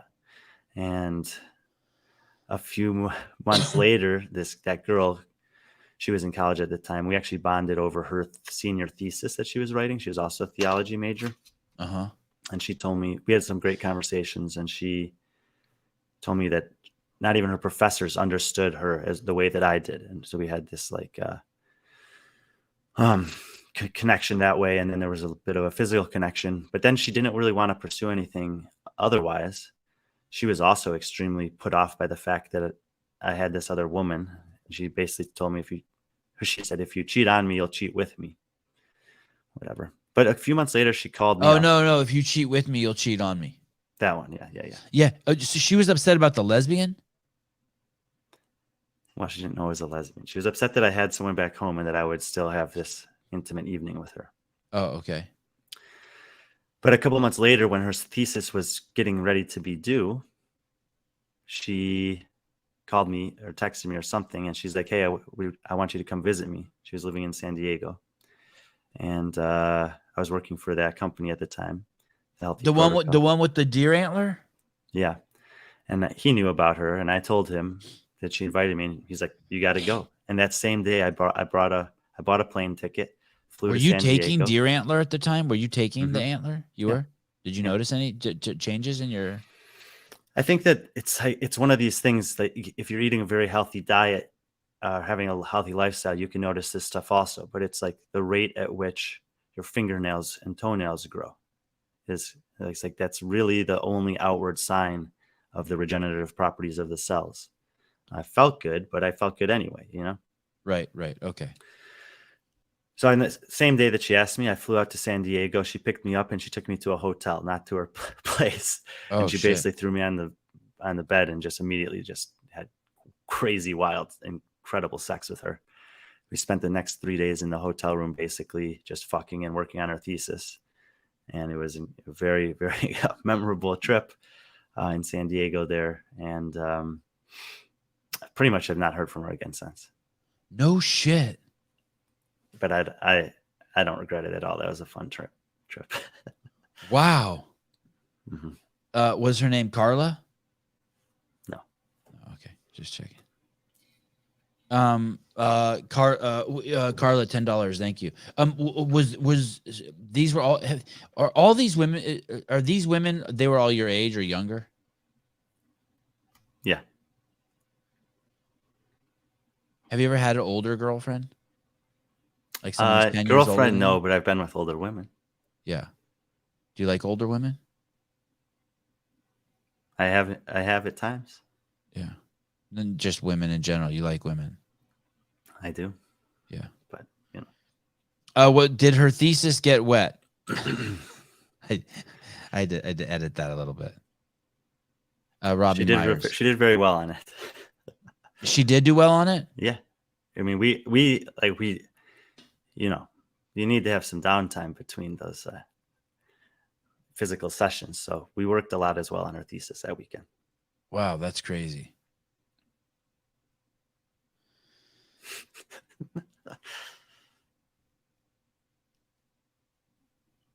So the first girl you proposed to, she said no, and then this other girl that you proposed to, from the Dominican Republic, was that a quick proposal? You didn't know her very long. You just fell deeply in love with her and proposed to her. Yeah, she was a senior in college at Rice University in Houston. I moved to Houston. I got a job there. I got a place there. I proposed to her. It was her birthday. Is this and this is after the antlership, because you've gone to Dominican Republic, escaped from the clutches of death, and now you're back in the U.S. Yeah, I think it's 2013. Okay. This is. Are you doing CrossFit yet? This is like the same month that this story I'm about to tell you is the same month that I started doing CrossFit. Okay. It was October of 2013. Okay. And it was her birthday. And so I went to her house to surprise her, but I got surprised instead. She was just getting absolutely railed by her ex-boyfriend. I walked in on it. How long had you been living in Houston when that happened? Maybe 3 months, 2-3 months. And had those months been good? Yeah, pretty good. Was her getting railed by her ex a deal breaker? Yeah. I mean, I checked myself into a hospital that day. I was like, no shit. Yeah, it had a pretty significant impact on me. I thought that the suicidal ideations were just a scam to get money for weed. There's a previous time. I was feeling pretty bad and upset, so I did that. I called my dad. He flew down. After a few days, I got out of the hospital. We went to Houston, picked up my stuff, and drove home. My friends here that got me into CrossFit were some of my best friends from childhood. I started playing soccer with them when I was about 5. They moved down to Texas. Him and these two brothers, they moved to Texas the year after I did and played on my collegiate soccer team there. And then when I was in the Dominican Republic, they've picked up on CrossFit. And when I came back here after that story I just told you, they were living here again, and they took me to CrossFit PFT and said, "We got to get you out of the house. You need a distraction." And I went there, and it was kind of like a repeat of the rehab situation. Like, I was a total asshole, and I was rude to the guys that are now my bosses and some of my best friends, but they were patient with me. And after a week or so, I was all in basically on the CrossFit, because it was the only thing that I was doing that was distracting me from the pain that I was feeling otherwise emotionally.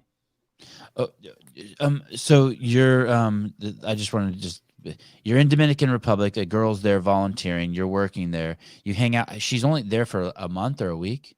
No, she had actually stayed for the summer. Okay. So, and then how close were you to leaving Dominican Republic?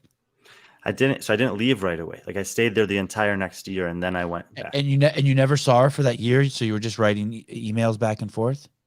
More or less, yeah. You didn't see her for a whole year. She never came to visit you. You never went there. Correct. So you had a month of really fucking intense intimacy with her. She was gone a year. You had a long distance relationship where you didn't see her.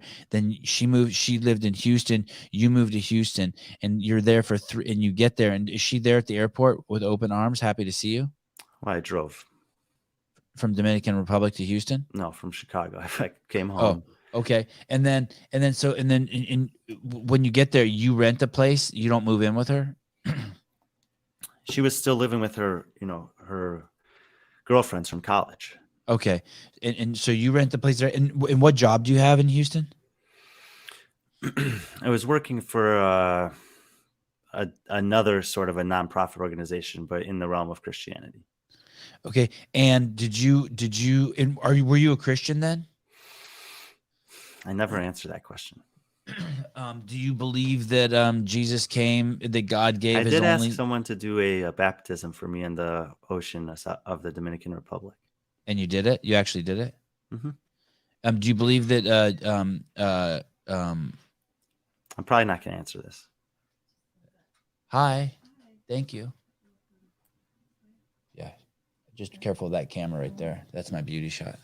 Thank you. Bye. Second cup of coffee for this show. Yeah, can you give me one too, please? Yeah. Brian will take one too. Holy shit! It got cold outside. Did it stop raining? It stopped a little bit. It's like good one now. Okay. Hey, you might want to watch this show. This show will probably make you horny, and we'll probably be done in an hour.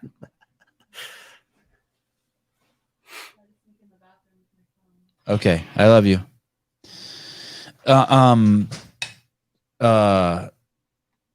So in hindsight, when you think about how you went down there, do you think that you forced her, or was she like, "Oh my God, I'm so excited you're coming"? I'm grateful now that didn't work out.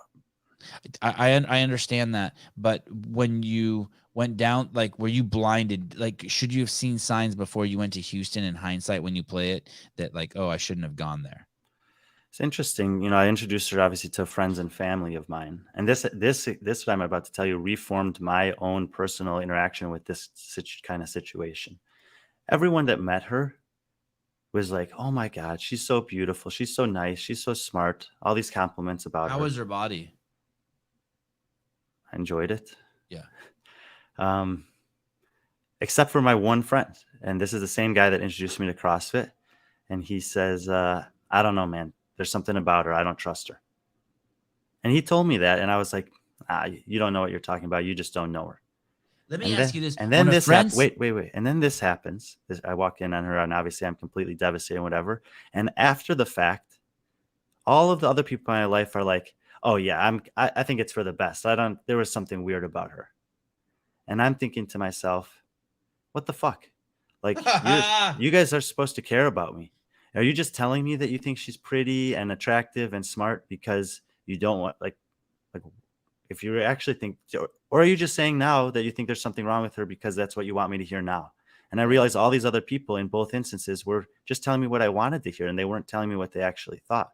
Right. And I was really appreciative and grateful of my friend who told me what he knew I didn't want to hear, because that's what he perceived. And he ended up being right about her. And so I've adopted this in my own life, but you have to be really careful with it. So when I see friends or family ones, people that I love or care about that are embarking in relationships that I think are unhealthy or toxic for them, I want to let them know that I think that, but I want to let them know that I think that in first of all, in a well thought out and productive way, and I only will do it once, and I'll never bring it up again. Oh, fuck! I know that about you. Hmm. Wow, that's so interesting. I know that about you. You and I have had this discussion many times. I didn't know the origins of it. You and I have had this discussion many times over the years. Yeah. Wow, that's really cool. That's cool to know the origins of it. Brian, do you think that that friend sensed that she was hitting on him, or that she was making the pussy available to him, and therefore he knew she wasn't good?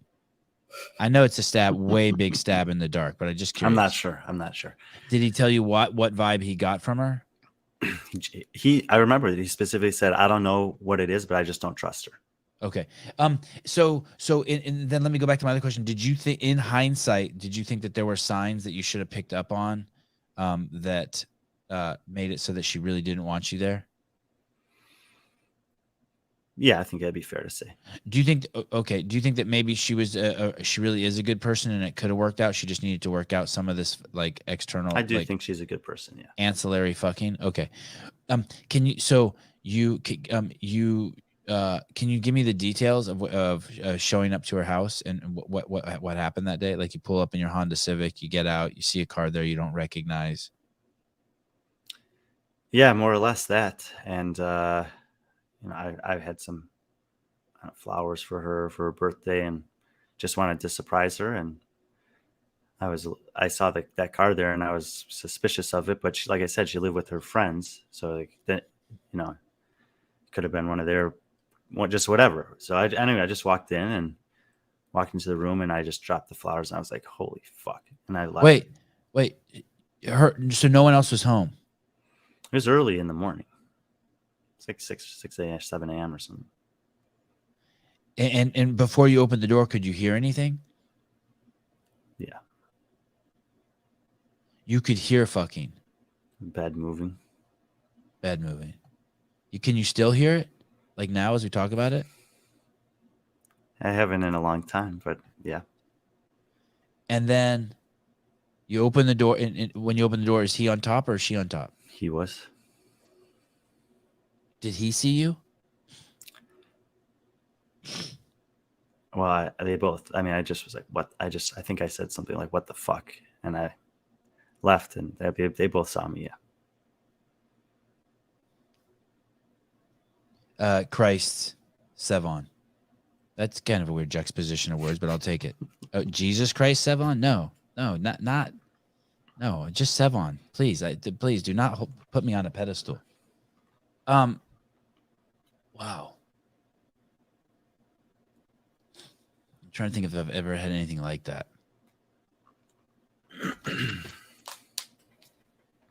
And that was it? You never had sex with her again? I've never seen her again.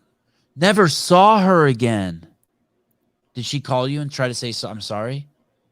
I mean, she was trying to call me throughout that day, but I didn't. I think I turned my phone off. You got in your car, you put on some Peter Gabriel, cried your fucking eyes out, and you're like, I better go to the hospital before I kill myself? Something like that. Did you think about taking a picture? No.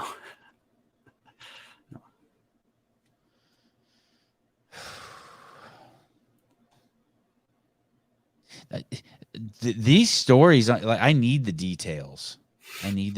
I want to ask her if they finished. I'm dying to know. Have you ever been caught railing someone's girlfriend or boyfriend? No. No one's ever walked in on you? Did you know the guy? No. I knew of him. You did? Mm-hmm. Was it one of her, as an ex of hers, or was it just a guy that hunt? Oh my goodness.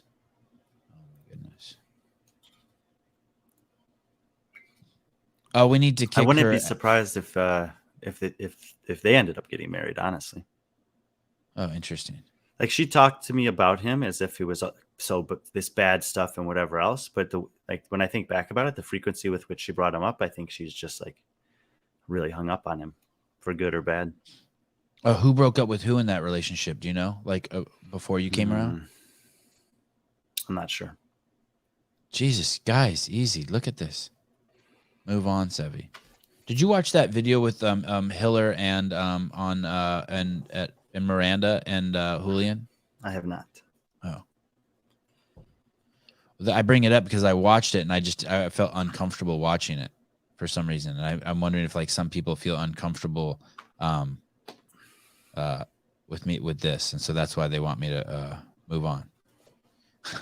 And then there's people like Trish, pull her up on social media. No, it's cool. It's fine. I don't, yeah. Why not give her a second chance, Brian? Why not, I just couldn't handle it. Yeah. Emotionally. Yeah. I was up to that point in my life, I was an extremely emotional man.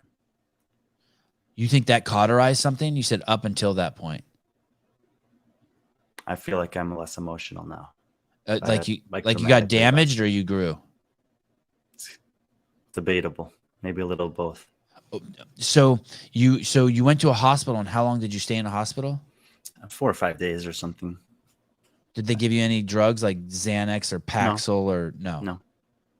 I just needed like a safe place to be. Were you in a place with other wackadoodles, like dudes like just rocking, looking out a window? Yes. Serious? Yeah. Oh my God. There was some fun. There were some funny people. There were some good times, but there was also some stuff where you were like, "Holy shit!" Like, that sucks. It was really different content. It was funny but cool. Walking, what the details of what. There's just something about, and you'll see that you'll know that feeling. Do you know that feeling, or do you have to like that feeling has to be what feeling? The feeling of walking in and seeing someone you love getting railed, or do you have to that feeling has to be like sequestered and locked away somewhere? I dealt with that. You did deal with it?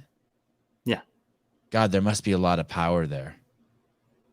Can you use that hurt? Yeah, I think so.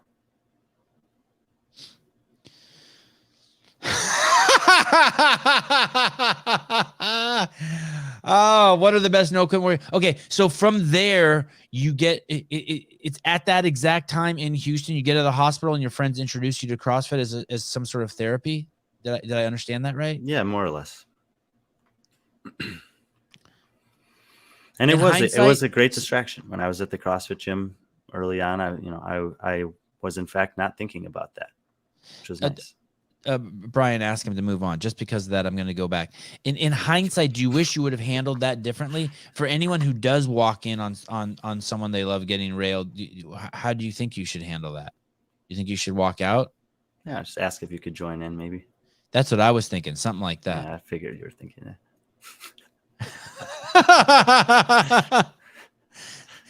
any God, crazy. And then from there, have you ever had is that the last serious girlfriend you've had? Yeah. And that was in 2013? Yeah, there was five years passed between that day and the next time that I even kissed another human being. 5 years. Yeah. Holy shit. Dude, so you experienced some hurt that I'm not even like some people in the audience are picking up on it, but I'm not. So I'm like behaving like an insensitive asshole and they're like tripping. Oh my God. Oh, here, Katie. I started CrossFit after my ex-husband cheated on me. Thank you, CrossFit. I mean, dude, what a fucking healthy did you know that story about her? No. How you do? God, can you imagine the fucking DMs you're about to get? Listen, if you're not going to come over to his house and try to blow the demons out of him, just don't fucking DM him. Dear Brian, I know this may seem insensitive, but I'd like to come over to your house and suck you dry, and I think you'll be cured. God damn. He has moved on. I'm just looking under he's moved on. I'm just picking scabs and asking about war wounds. So that fucked you up. That rocked you. Yeah. Hey, so some of the themes are very very nice boy, then highly volatile, had explosion at home, went to rehab, went to college, got job, karma, then brings fucking wingnut fucking right wing conservative into your life, almost gets you killed by hitman. You escape to Bible camp for 2 years.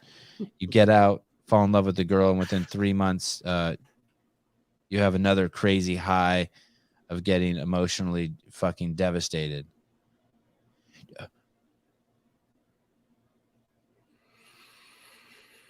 Mhm.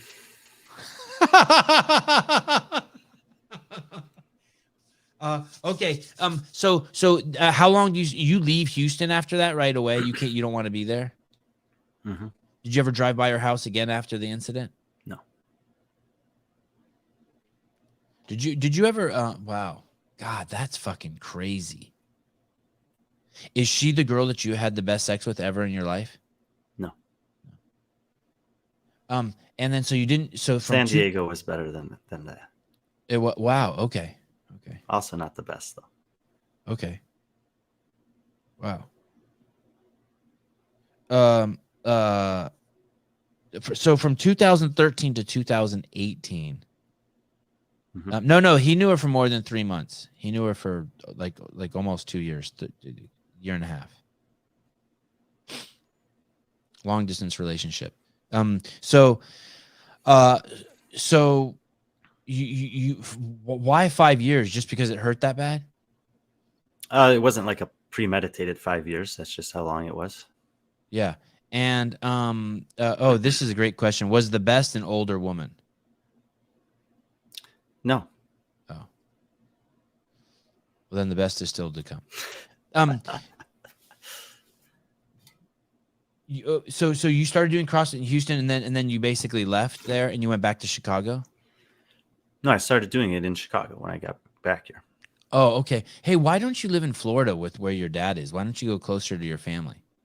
Your I dad's did. I was living there for a couple years, or a year and a half maybe, but things did not work out there. That's further down the line. What year did you go there? 2017. Okay, so from 2013, when you had the walking into the room incident, to 2017, you were basically in Chicago working? No, I had moved back to Texas. I stayed here for a small period of time, and then I went back to a different part of Texas to live with my same friend who had come back from spending a few years in Australia primarily, where he was working on an oil rig. He had gotten a job as a petroleum physicist in Tyler, Texas, and I moved there and got a job teaching and coaching at a high school. Oh, wow. Okay, so then you basically to take your mind. And how long do you think it took for that wound to heal? Did you think about her a lot? Did you stalk her on Facebook? Did you? No, I think I actually, the first couple of months were very hard, but I think I got through it all in that time period. And then you stayed in Texas. You moved to Tyler, Texas, and how long did you work at that high school? 3 years. And were you a recluse? I lived with my friend and his girlfriend, fiance at the time when she was in the country. She's Australian citizen and Bangladesh origins, but so it was difficult for her to get permanent citizenship here, so she was in and out. And you were doing CrossFit there in Tyler? Yeah, I did have I would drop into a gym nearby every once in a while, but I had a garage gym during that time. We just bought a rig and barbell, rower, etc., and got all the stuff we needed, and just trained with my best friend there most days. Brian is too young for all this. Are you fucking kidding me?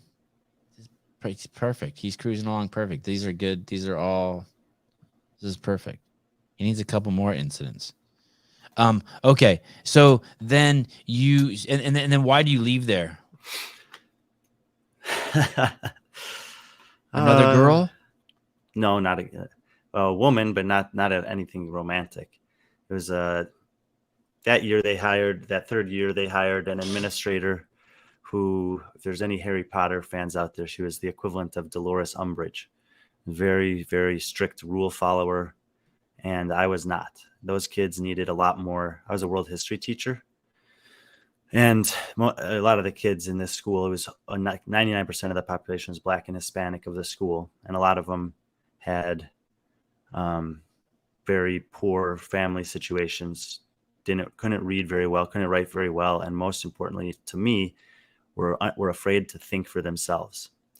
And so my emphasis early in the year was to build confidence in the kids, to take chances, to take risks and guess about things, and free write. And I would give them 20 minutes to write, and they would write 2 sentences, and it might not even be legible or coherent writing, some of these kids. And so I tried to instill like those kind of confidence things in them with basic skills first early in the year. And I didn't worry too much about like the details of world history that the curriculum is demanding them to know until later in the year. By the end of the year, the students in my classes trusted me and would learn, but it took, to gain their trust. They're a very suspicious population of kids that have been done wrong a lot early in their life. And she didn't like that, the administrator. And so she basically worked to get me fired.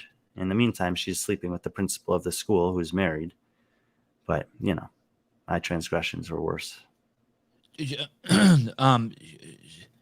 What was her role at the school?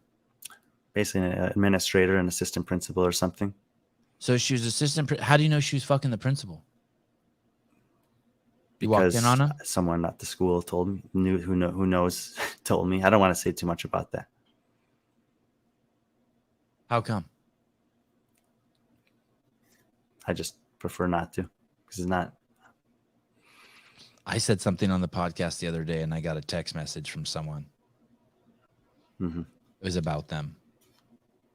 They slapped me around a little bit. It ended up being good. I said sorry. I apologized.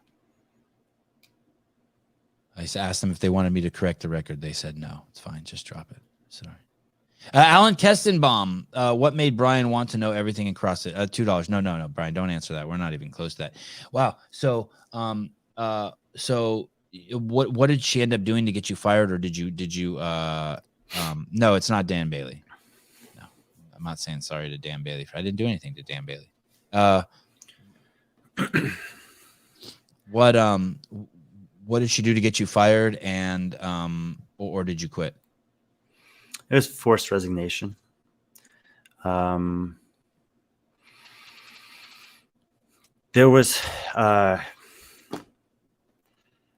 just a student who was being very difficult and belligerent. She's a student athlete, and obviously I have empathy for student athletes. I was the head coach of the soccer program. I coached on the football team.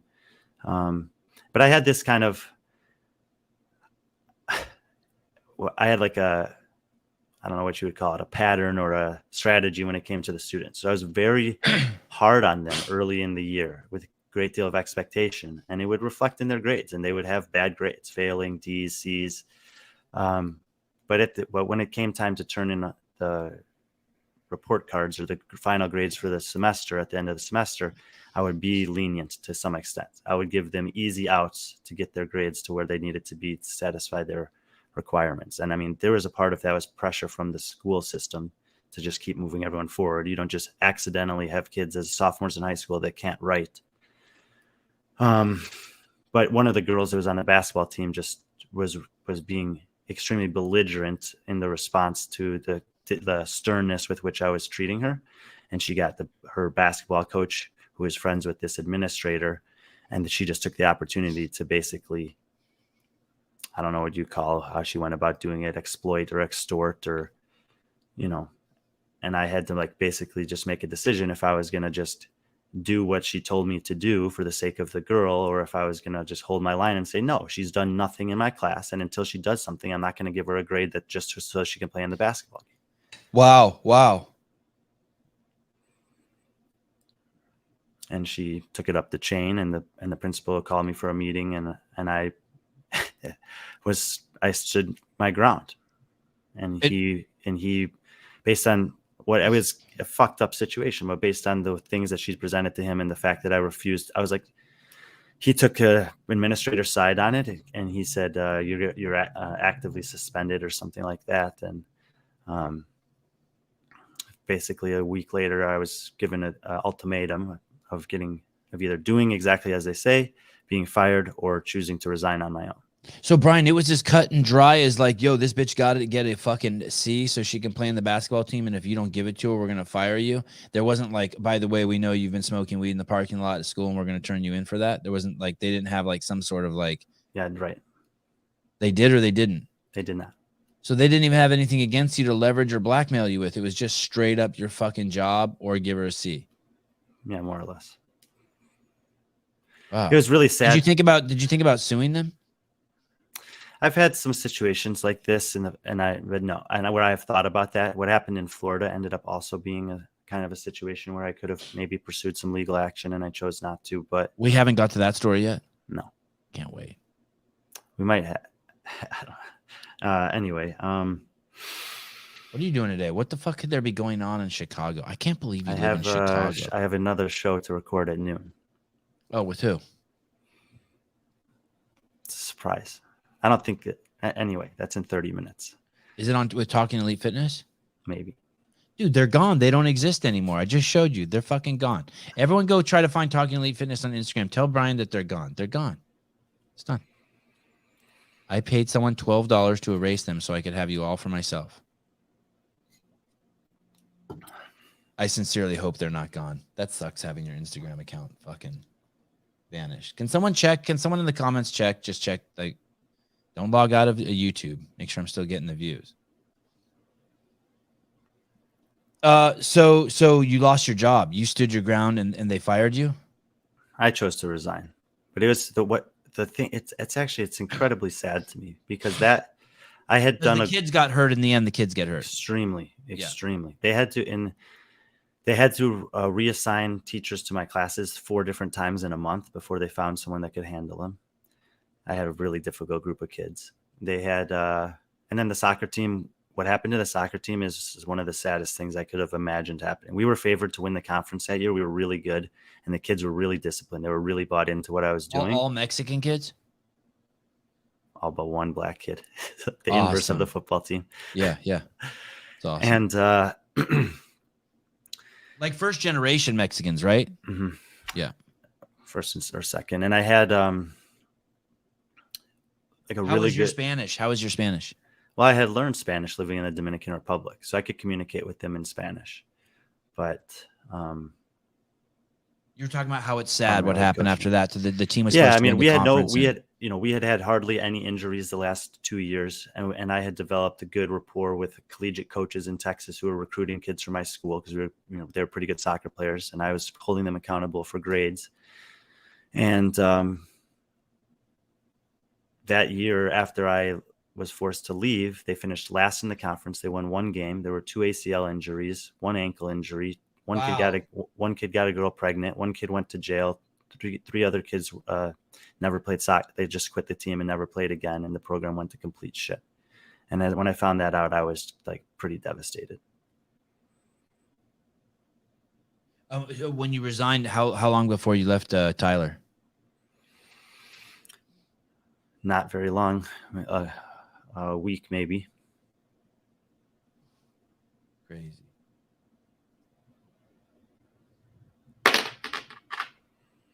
Was the guy that you were staying with pissed because he didn't have someone to help pay his rent?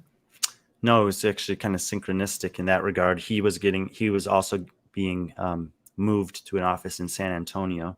No, not in San Antonio, in Oklahoma City. He lives in San Antonio now. And his wife had actually gotten a job in Florida, so we all kind of dispersed at the same time. Wow, that is good timing. There was something Keston, this black kid had to be on the team. He was the fastest wing out there. Well, it's funny you mentioned that. This is a Instagram account. He was, but he had no touch. Did he really? Have no touch? So should have scored so many goals, but he's just, he was fast. I wish I knew how to make this bigger. This is called a white woman comedy. This Instagram account, and this is a pretty crazy video. I saw it.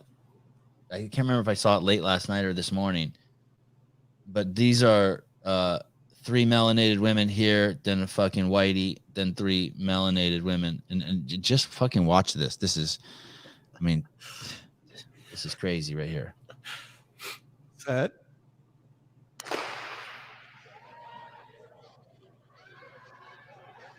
And lane 4, Mary Beth Sant Price of the U.S. She wins this Tyson invitation. Well, damn. You sure it wasn't no stray dog roaming on the track or something? She just beat 6 sisters. Yeah, You crazy. know how hard that is? I don't think Usain Bolt could do that.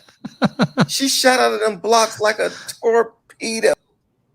Anyway, stuck in my head. I just wanted to call you out on your prejudice, Mr. Kestenbaum. Damn, Shorty was fast. I know she's a midget, right? There's got to be something there, Brian, right? Like turnover, that at that distance, the turnover rate of her legs was like working in her advantage. Like there was an advantage. Like the physics of that are just a crazy turnover rate. I guess so. It would be interesting to count their steps, their cadence. We just won like our millions track and field NCAA event. I don't understand that, but it's probably funny. So where do you go from there? From Houston, where do you go? You just pick up your shit and at this point, are you tripping at all? Do you have any flashbacks as you're leaving? Like as you leave Texas, do you go to a bar, get a glass of whiskey and reflect like, all right, so Dominican Republic, love gone bad, and now good deeds gone bad? I mean, at this point, how I always equate these moments in my life is, or how I envision them, is kind of like that I open a door and it's just completely pitch dark, and I just have to take a step, and I do, and I just keep moving forward and trust that I'm going to land on solid ground or be on that path, and it usually works out. A step into the unknown. Steven Flores, $2. What is Guy's 40-meter sprint? I think that was 60-meter, but I mean, still a fair question. I don't think you get an answer for $2. But Faster than yours, Steven. there you go. You know what's interesting about these stories you told? Still, none of them are as horrible as the one that just happened to you with the identity theft. It depends what you value. Well, just because it's more recent. Mm-hmm. Right. I mean, if I could tell you, like, hey, are you in love right now? No.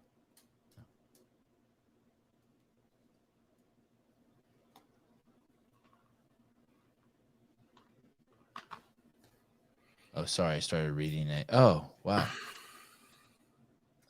If you need a favor for me and you text me during the middle of a fucking show, then that's a bad time to text me, because all I think is, well, shit, you're not watching my show. Especially if the text is asking me to come on the show. Isn't that weird? Okay, fine. One word answers, Brian is my favorite. Well, that's funny. That's the one I hate. So, you leave Houston and where do you go? Gets a little fuzzy from there. I was up more or less on the road for a period of time. What year is this now? 2017? Sometimes I get confused about this period of time, honestly, but I spent a little time in Austin, Texas, living with a friend of mine and helping him coach his gym.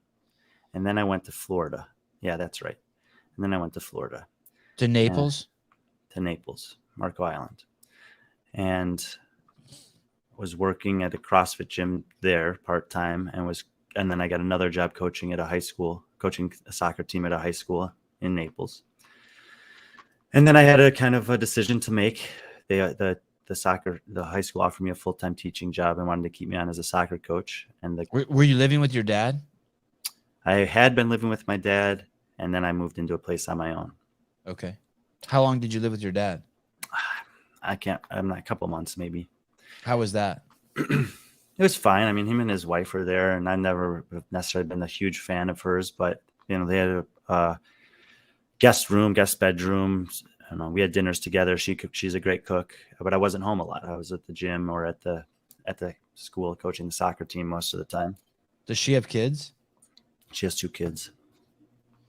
How old are they? Older than Younger. you?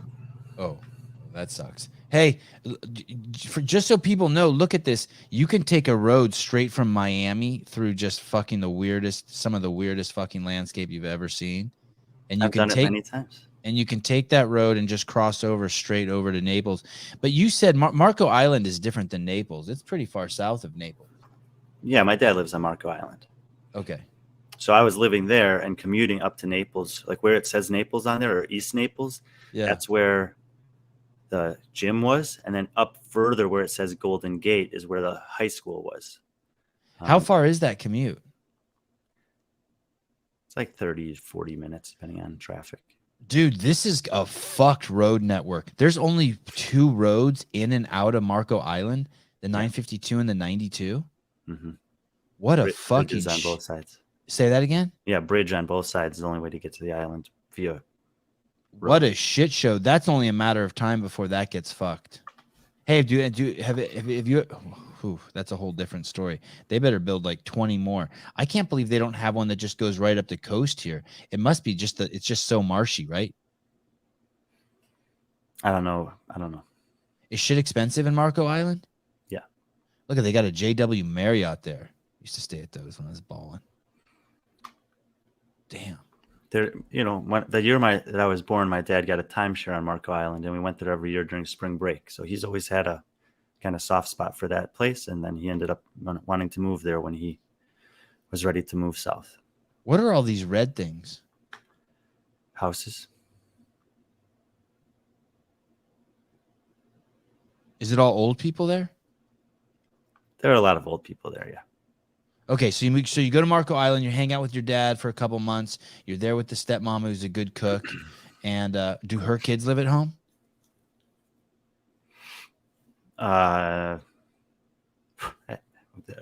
Daughter, no. Son at times. Okay. Crazy. She's trying to get your inheritance. All right. Then what happens after that? You stay in Naples? You get a job there? Well, yeah, I had to choose between the job at the high school and the job at the gym. And that guy was he was going to switch from being a CrossFit gym. I think he just eclipsed 10 years as an affiliate, but he wanted to switch to become an OPEX gym. What was his name? Do I know him? I don't know. What was it? CrossFit Naples? It was CrossFit Redline. Oh, did his mom work at the gym too? I don't think so. Okay. Okay, go on. I had a OPEX certification. Oh, CrossFit Naples is Matt Torres's gym. I went there and there's a picture of Matt Torres. Mm-hmm. Unless it's an old picture. Still him. Still him, though. There's a guy there named Daniel Condon. Oh, Daniel Condon. Okay, sorry. I digress. Anyway, I chose to coach at the OPEX gym instead of taking the teaching job. I was kind of not interested in teaching in public schools anymore. And if I had another option, I was going to take it. It was interesting to me to potentially become a full-time coach. And so I did that. And I had, a couple dozen people that I was writing individualized programming for at the OPEX gym. I obviously told the guy that I had this other opportunity and that it was like, I have to be making enough money to support living in Naples. And he said, yeah, 100%, we're going to make that happen. And I believed him, but he was unable to make it happen. So he was not able to live up to his end of the deal. And I decided that it was not worth working for him anymore. So I left. You left Florida or you left his gym? I left his gym and Florida. It did not end very well. And, This was right after the 2018 CrossFit Games that you brought me to. oh, okay. I like this time. And I'm looking at this red line a place to see if I know the owner. There's someone there. I knew the owner. I just can't remember which gym it was. And it was a son and a mom, and the mom had cancer. They were good people, but it was a fucking struggle. So you never took the high school job. No. And is that when you got your OPEC certification, when you worked there? Yeah, I got it. I mean, I got it before that. Yeah. Like while I was living in Florida, I was doing that. Okay. And when I met you, you were, yes. Well, you weren't there when I came out to CrossFit HQ, but Right. they didn't, but like Gary was there. No, not Gary. Eric was there, Matt Bishel, Eric Maciel, Matt Bishel, and Tommy. And Tommy we did the Marquez. podcast. Yeah. And I invited you out there and told you I'd be there. Did I tell you before you came that I wouldn't be there? You didn't? No, you just showed up and I had ghosted you. no, yeah, you ghosted me, and Tommy greeted me there. And so my first impression was like, oh, Tommy and Sevan are good friends, and Very, Sevan was very good unavailable friends. to be here. So Tommy's here to, show me around, which he did. Anyway, they didn't want to pull up the gym because it was OPEC's gym. It was a CrossFit podcast that I worked at. So we just kind of skirted around it on that podcast. Oh shit. Okay.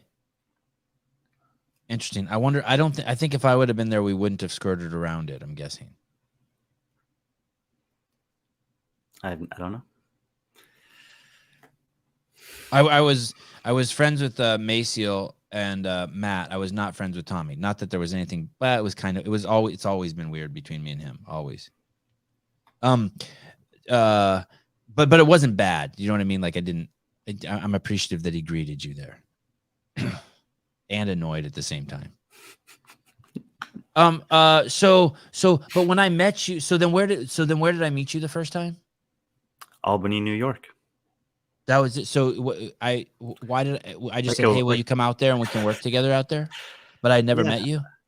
No, I mean, I think the podcast went well that I did with Matt and Tommy. Probably Matt's like, I'm guessing that Matt told you like, no, that guy's pretty good. Like, and you were like, huh, I wonder if we should do it at regionals. And he was like, yeah, I think he would do well. And I mean, Matt told me that night at dinner that he was impressed with me, which is nice of him to say. Yeah, you used to send me like just tons of shit that I could say on the podcast, and it was all good shit. I'm like, but I can't read this stuff. I need this guy to come out here and read this for me. Mm-hmm. That's right. So you reached out and you're like, hey, you want to go to regionals, do a podcast? I was like, yeah, sure. You're like, okay, I'm going to get you in touch with whomever. Travel will set you up. We're going to Albany, New York, week 1. And I remember you being quiet and reserved. Was that who you, and now I think of you as a little more open. Do you think that's just because our relationship has changed, or do you think that like you're more open, you are less reserved now? I mean, probably a combination. I mean, I was a new guy. You had your team of people there. I knew I was there for the podcast, and I was basically just viewed myself as like a CrossFit nerd that you could rely on to answer questions about the competition. But I didn't know if I was like friends with you guys, in the group with you guys. So I just kind of felt like peripheral at the beginning. Were you surprised at what a motley crew it was? That it was like Chad Winterstrom, my little 13-year-old nephew, Lillian Fuentes. Yeah. Were you surprised at like, whoa, McCoy was on that team? Yeah. Were you surprised Gary at how crazy Roberts? the team was? I loved it. It was great. I mean, I still to this day think it's one of the best, teams I've worked on at CrossFit competitions. Yeah, it was fucking nuts, right? What a fucking ragtag bunch of fucking hoodlums. Yeah, but everyone filled into their role and did really well in it. And Yeah, people you were worked able their to ass create off. Great content because of it. Yeah. Yeah, that was did the great. podcast, and it was crazy. I mean, we did a couple that was just you, me, and Mike Workington, but then you're like, oh, we're gonna have guests on the podcast.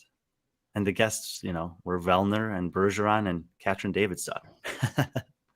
Oh yeah, and we just kind of did a makeshift podcast at like the top of the stadium. Gary just set up the lights and shit, and we went. Hmm. Yeah, that's crazy.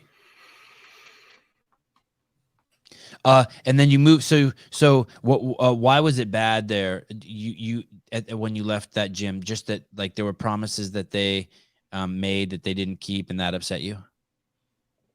Yes. I mean, And there was point of was any conflict. part? Say it again. There was point of conflict and contention. It was more of the same thing, which was like he was, he had promised me something. He was not delivering on it, and I was not going to let him get off the hook with that. I was like, no, if you write a contract and we sign it, you are also liable to uphold the end of the contract. You can't just tell me, I own the business, so I can do whatever I want. It's like, no, that's not how it works. Can he just tell? Could he have told you like, hey, I just can't afford it. I'm sorry. He basically did say that business, like managing the business, was something that they were struggling with. Yeah. Which I was okay with, but I was like, that's like, I'm sorry that you're dealing with that, but I still need to pay rent. Like, I still need to buy groceries. I'm living in fucking Naples. It's expensive. I Right. turned down the job that is a very safe job to take with a guaranteed salary that you promised me that I could make just as much doing this. And I'm not even coming close to it. Right. So it was Having unviable. I'm guessing that kind of shit happens more at like CrossFit gyms than other places. Like if you get a job with the city, they always fucking pay you. But CrossFit gyms, it's fucking like it's touch and go. It's month to month. Any part of you feel bad for them? I guess when you have rent to pay, you were getting pressure on your end. I mean, yeah, it was an interesting relationship because he taught me a ton. I feel like I learned so much from him about coaching. He had a lot of experience. He was friends with James Fitzgerald. He'd done James's training for a long time. He'd coached people to the games. He'd had a 10-year affiliate, and he did it on the side. He was a sheriff in the Naples Police Department for 20-something years. And he gave me a place to stay when I needed it for a couple of weeks. He, was extremely nice and generous to me. His family was, but then on the back end, he just couldn't. He was struggling to run the business, and he was frustrated and probably embarrassed by it. And we had some contentious conversations as well. So it was kind of a sad ending to what I thought was a really good relationship. Do you remember when OPT came on the show and like at the very end of the podcast, do you remember what question you asked him? No. You asked him about what's the difference between CrossFit and OPEX. Okay. And the all of a sudden this beautiful podcast went sideways.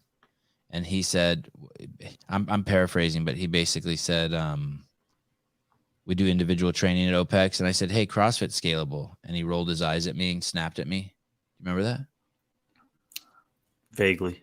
Like basically like gave me the I'm paraphrasing again, but rolled his eyes and was like, oh, you're one of those people? Oh my God.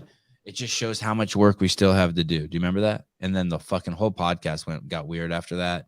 And then fucking Dave took a clip from it and posted it and shit. Well, here's the thing. And then James texts me and he's like, well, that sucks that you guys highlighted that, which it is true. It is kind of suck that we did highlight it. But I would agree. agree. It was crazy that the whole podcast went sideways in the last 10 minutes. Well, this is my approach. My approach to fitness in general is also my approach to theology or religion, which is at the end of basically I spent 5 years accumulating information with regards to spirituality or religion or theology. And then I was like, well, what am I going to do with this information? Because I had a lot of it and a lot of experiences. And I decided that instead of looking for the differences, I would look for the similarities. And so I wanted to know across all of these religions that have spanned millennia and even present in all of these newer age spiritual groups that have been around for, dozens to hundreds of years, what are the things that are the same? And that's what I latched onto. And that's what I do with fitness too. So I don't like force people to come to CrossFit.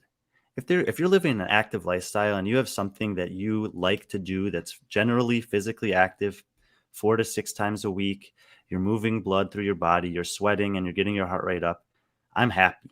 If you're doing nothing, I'm not that happy because I know what the product of that is in the long run for you.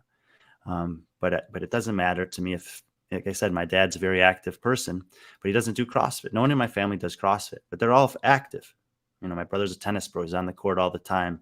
My mom does a lot. So she's a certified yoga instructor, does Pilates type stuff, and she walks like 3 hours on the beach every morning. My sister's in a similar realm. And my dad does a lot of, bike riding and running and some weight training that more recently, but whatever, they're doing stuff. So I don't, but if someone's doing nothing, then that's what bothers me. So anyway, when it comes to OPEX and CrossFit, I did the same thing. I thought that there was a tremendous amount of value in both. And I thought there were a lot of similarities. And I didn't think that it was worth highlighting the differences at the expense of the similarities.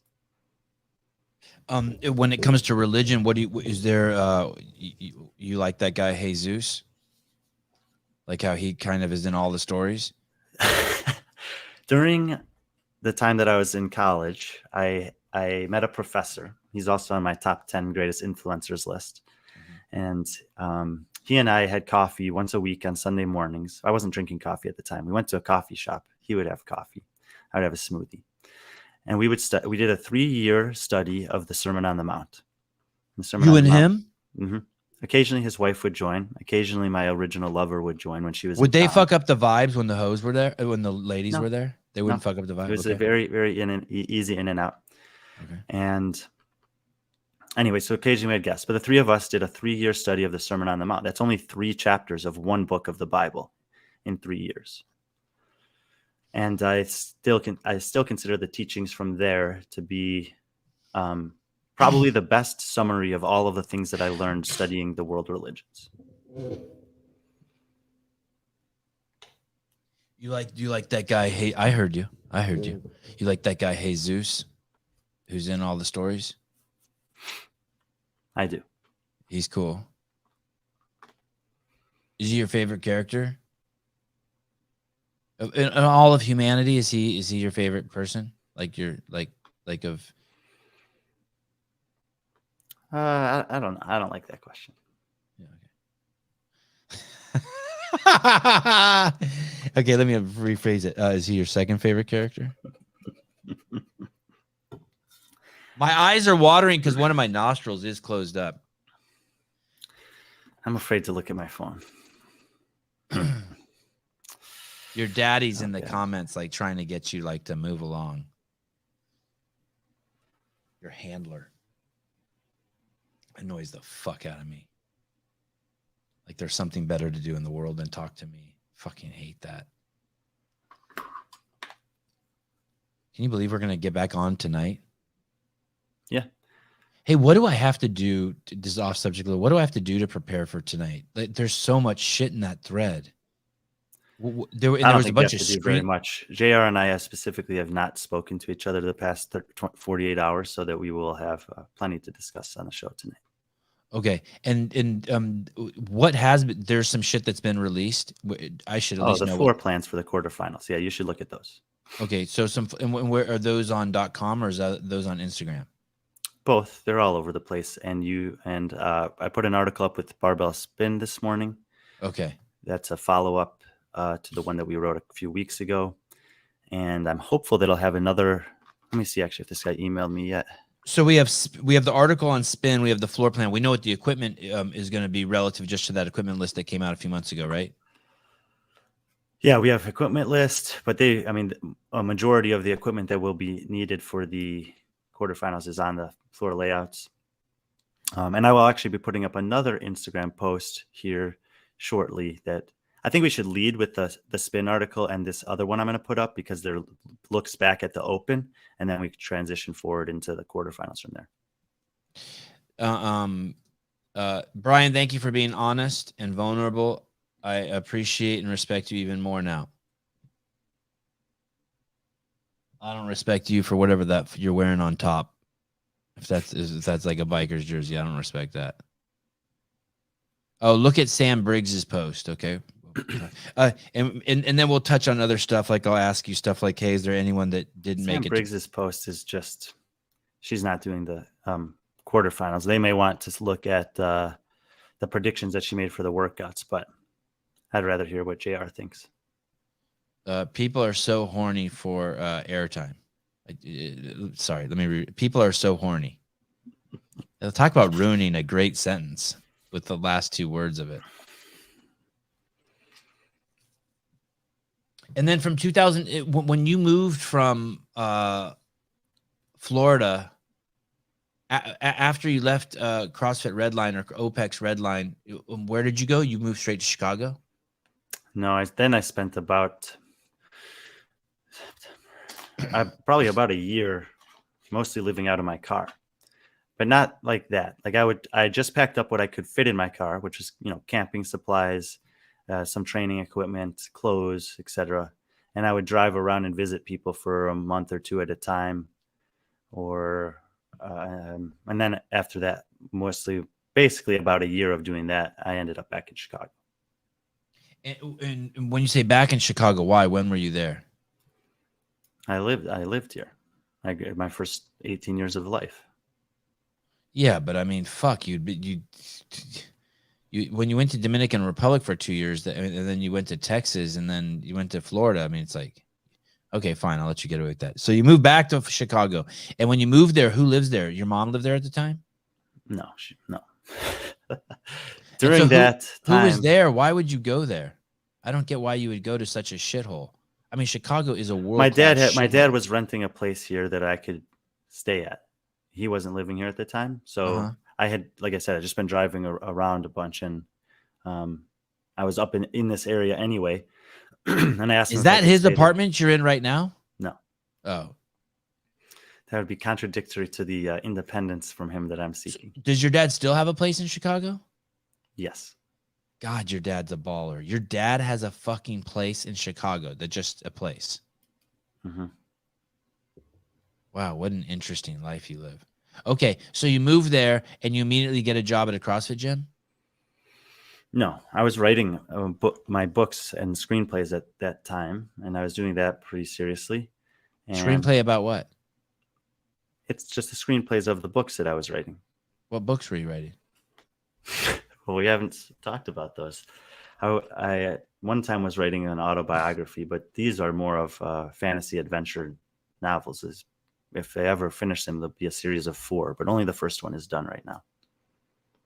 And why don't you release the first one? I haven't found the editor that I'm comfortable with yet. Okay. And so then and then you were already adapting them to movies? I originally wrote them as a screenplay, the first one. Then someone told me I needed to make it into a book, so I did. And then I started writing the second one as a book, but then I also wrote the template for the screenplay, and I wrote the outline for the third and fourth one, but I haven't really filled them out yet. Are you comfortable with the screenplay format? Yeah, I mean, I've just kind of taught myself how to do it, but it was fine. You use a screenplay software, or you use just... I had bought a screenwriting software, yeah. Oh, shit. Look at you. Wow. Holy shit.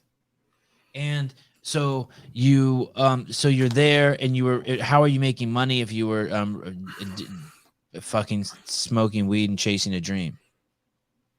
I wasn't smoking weed at this point. Okay. And I don't know what dream I was chasing. I mean, I had a little bit of money still, and from the teaching and stuff, coaching, and I had worked a little bit part-time throughout the year when I was traveling around. And then, I was coming to the gym here at PFT and working out. And I asked him if I could just coach part-time to offset the training that I was doing there. And they said, well, actually, we've been looking to hire someone full-time, and you're at the top of our list. Wow. They offered me a job there. Brian, in 2013, when you walked into that room holding flowers, then you went 5 years abstaining. Did you ever have to, someone ever in those 5 years lean in to kiss you and you turned your head away? I don't really think so. I didn't put myself in those situations during that time. And what was the circumstance that you I think I got to go for this other podcast now, unfortunately. What was the circumstance that you were intimate in that occurred? There was a friend of mine in a place that I was living that I think there was natural sexual tension between us, and it was the last night I was going to be there, and I invited her over, and I don't really say broke the seal. And was that scary? No. Why did you decide that night to break the seal? I just felt that it if she was up for it, I felt like it was worth it to do it before I left, because I probably wouldn't see her again. But I think that tension had been there for basically the entire since I met her. And that was the only one time you hooked up with that girl? Yeah. Does she know that she broke the seal? I'm not sure. You didn't tell her? I gotta go, unfortunately. Where are you going? I have that Freezing other out. show. Oh, is it live? No, but it's at noon and there's 5 people on it. Oh. All right, send me a link. I'll come over with you. To be continued if you want. Ladies and gentlemen, Mr. Brian Friend, 3 hours. You're a good dude. Bye-bye.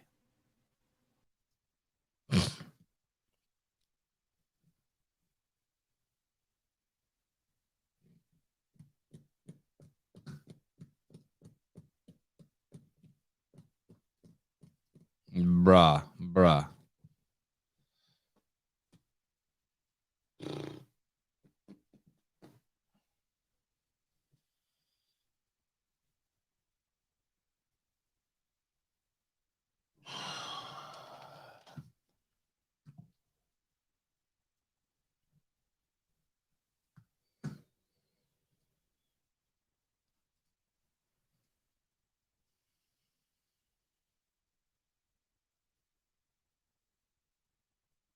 I'm surprised Andrew Hiller doesn't just jump on. Where's Andrew?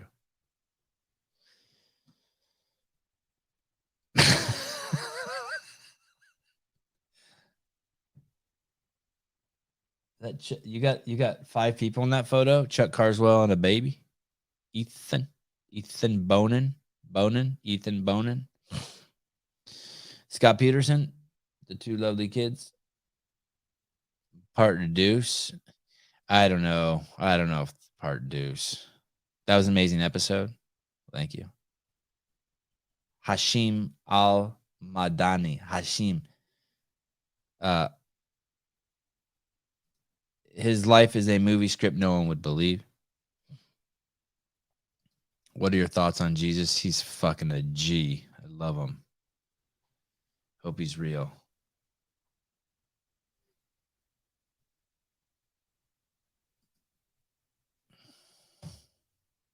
I don't give a look. I don't give a about you or anything. I just feel it would be inappropriate. Yeah, there you go. Thank you. I just feel like it would be inappropriate if I just left right now.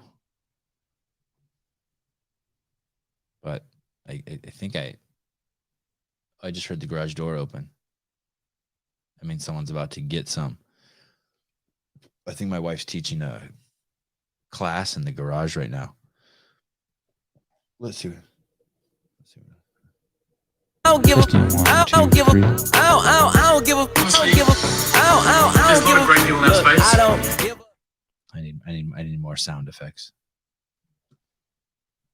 Dude, I'm reading the craziest fucking book right now. I'm reading so much good shit right now. I can't even believe it.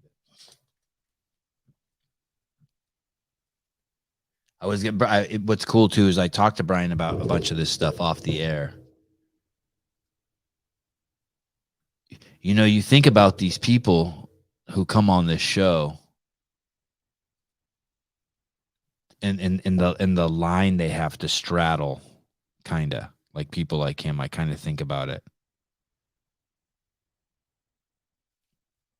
It's like the guy who wore the CEO shirt to his gym and his lesbian coach said, I'm homophobic. Like, you got to deal with fucking morons like that.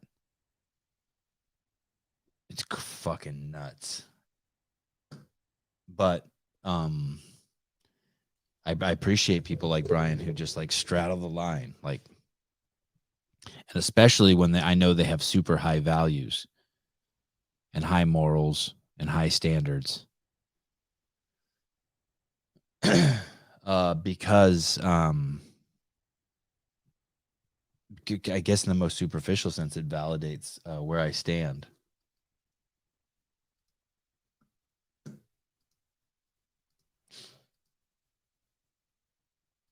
You probably don't know this. I was talking to Brian about this last night.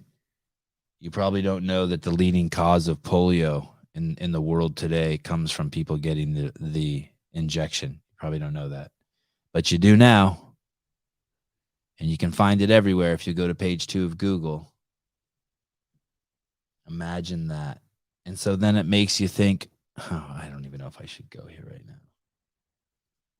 I was just reading this AP article about it. I've opened this can of worms, man. It's so unsettling how so many smart people are duped. But you don't have to look far. I'm just telling you, you don't have to look far, and you don't have you're going to realize that the conspiracy theory is the truth.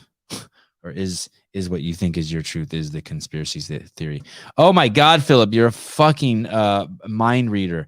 So I'm torn between going for just the crazy fucking old guy look, like just keep going down this path, or shaving. Every day is a fucking battle. It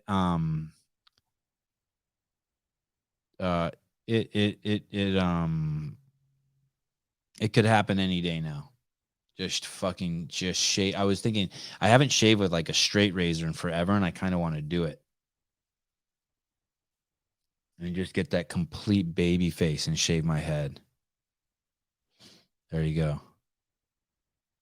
Yeah, bald is beautiful. Buzz it. I know. I should cut it myself too, because it's something. It's one of those goals I've had in life. Buzz it on your birthday. That's not a bad idea. My kids would love to do that. That's a good question, dude. Jeffrey, I am so fucked because of my arm. This is the longest. When I was 23 years old, I did my first pull-up. I think I was high on ecstasy or MDMA. And I did a pull-up, and I've never gone, I don't think, a week in my life since then without doing a pull-up. Pulling is my jam. It's like one of those things that like defined me when I was finally able to do it. And this is the longest I've ever gone in my life without like being able to do a pull-up. I tried to do one pull-up yesterday. I tried all the grips, and just this fucking bicep, dude, is so fucked up. And it hurts so bad. So my workouts are crazy limited. I can't like crazy limited right here. I mean, it doesn't hurt to the touch, but if I flex, it feels like something in there is going to pop or break. It's crazy. So I don't know. I've been doing just like silly shit. Like, I just don't want to fuck my knee up or my legs up now. I don't think it is tendonitis. It happened when I was lowering a 70-pound dumbbell as slow as I can. Something happened in there. Yeah, dumb, old and dumb. No, it's got to just go away. It eventually just has to go away, and I just keep fucking exacerbating it. It's got to go away at some point. Can't go on like this forever. But I can do push-ups and bench press, and I've been doing a lot more sit-ups and leg lifts and crunches, and I've been doing just shit that I never do that shit. So just causing me to do some other shit. I just don't want to overwork out my legs. That's what I'm concerned about. Like that I'm gonna start squatting and lunging and shit every day. Fuck myself there and deadlifts. It will heal, but it will take months. Yeah. I feel like it's been months. Katie Gannon, I now understand why loyalty and honesty is so crucial for Brian.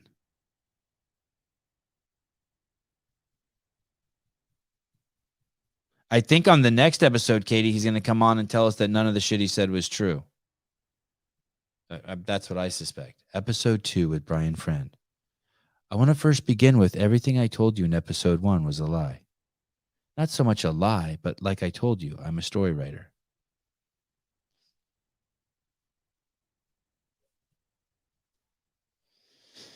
These earthlings.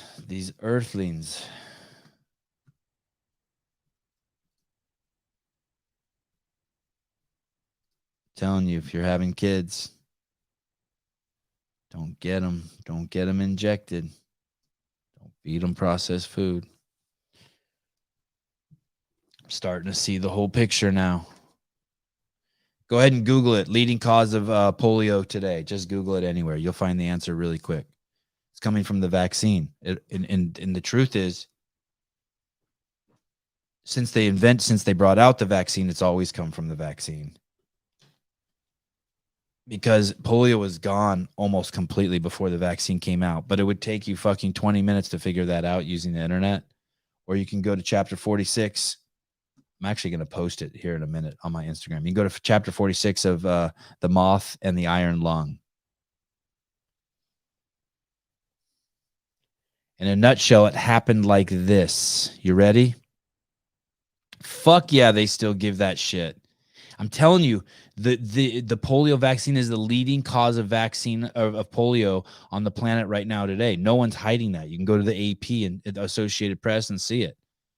The only way you get polio today on planet Earth, I don't know if it's the only way, but it's the number one way, is from fucking getting the vaccine, and then people fucking get polio. People die from that shit every year, from getting the fucking polio vaccine. No one's hiding it anymore.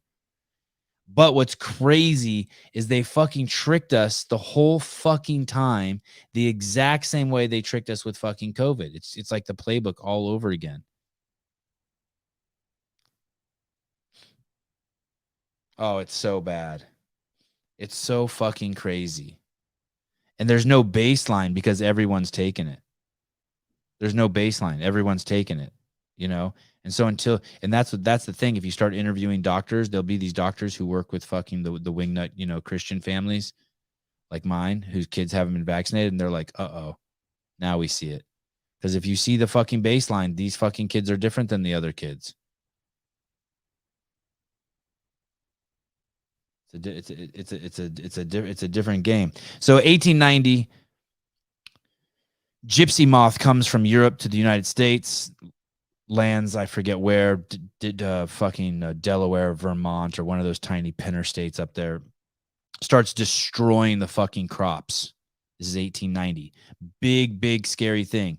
The reason why they bring the gypsy moth is it's originally to the United States is it's after the Civil War. There's a shortage of cotton, and I guess you can take the cocoons from these gypsy moths, boil them in water, and then unravel the cocoon into one huge piece of thread. I guess that's what silk is.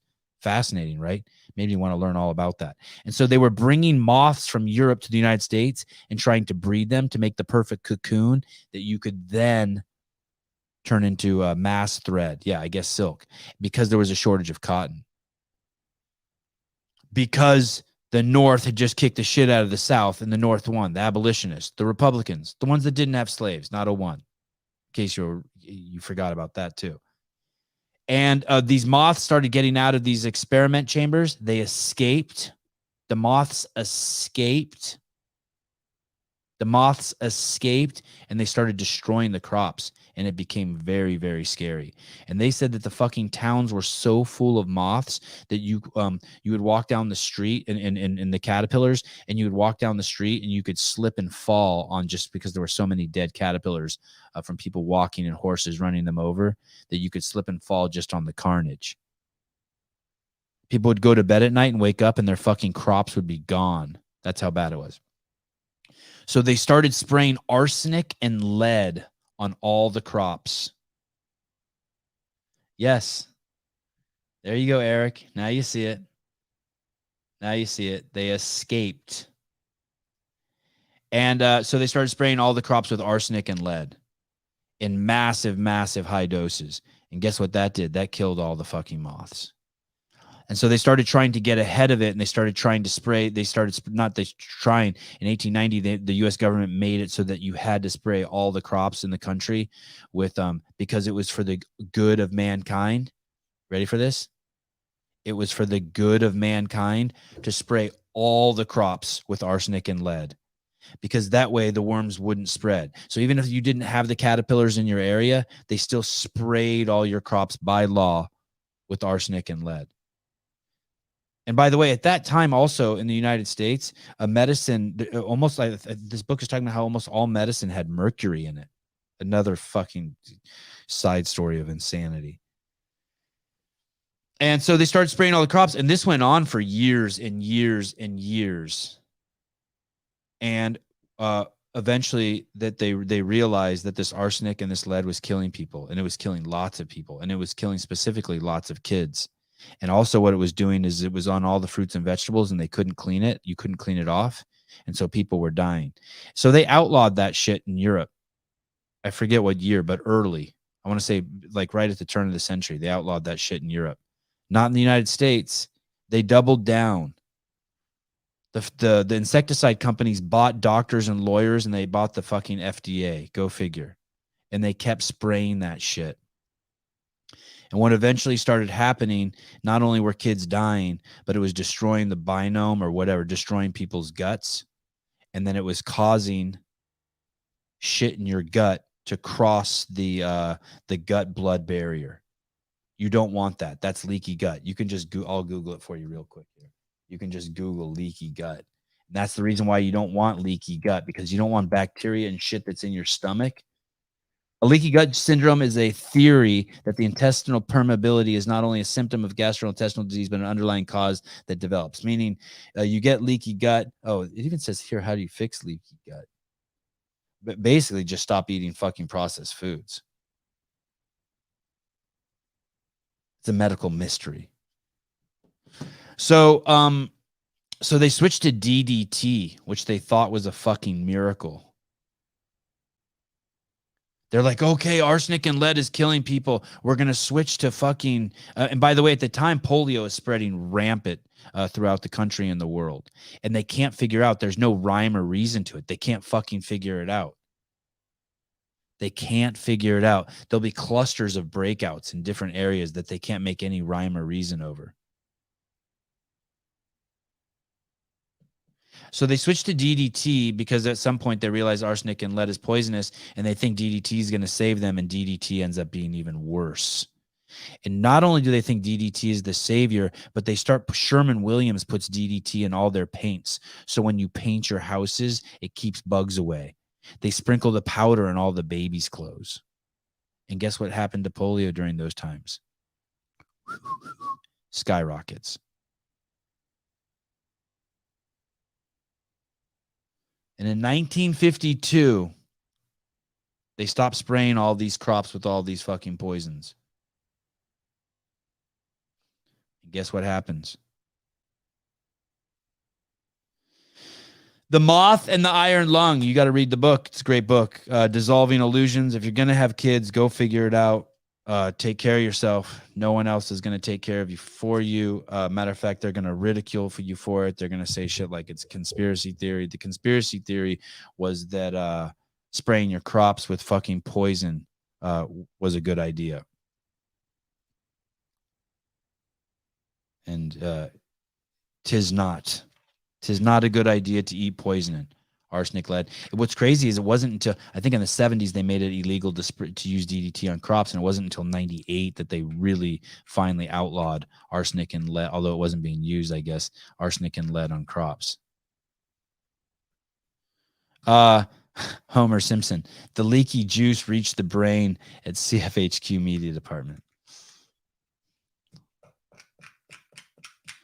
And what's so sad, yeah, The Moth and the Iron Lung. What's so sad is it's easy read, great historical read, great stuff in there about Roosevelt. Makes me want to read his biography.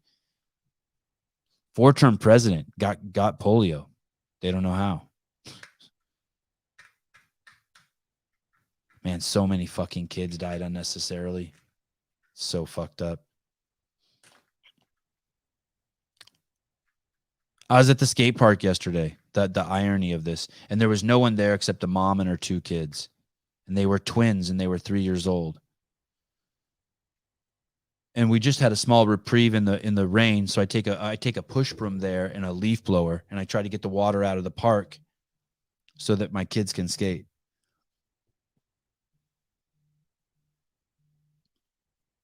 And I'm there talking to the mom, and the mom tells me right in front of her kids that one of her kids has a learning disability and he has some sort of speech impediment.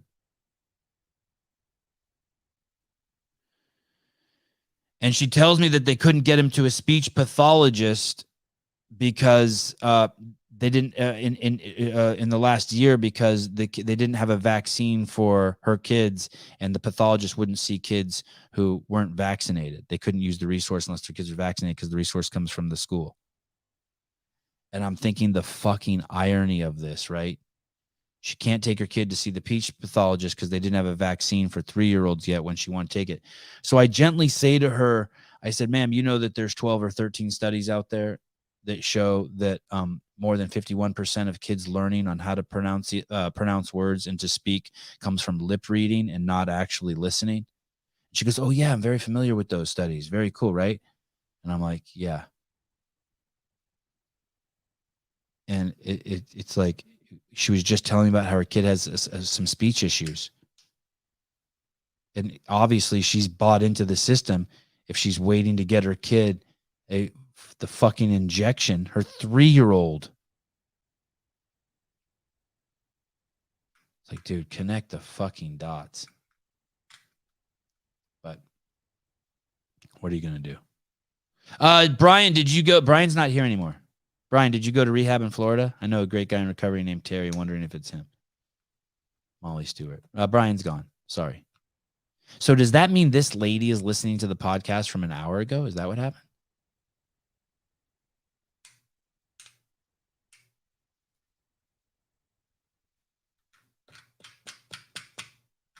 All right.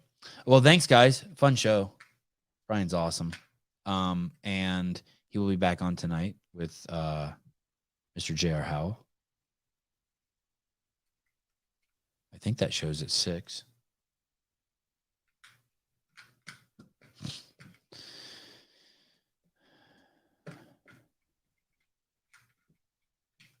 Okay.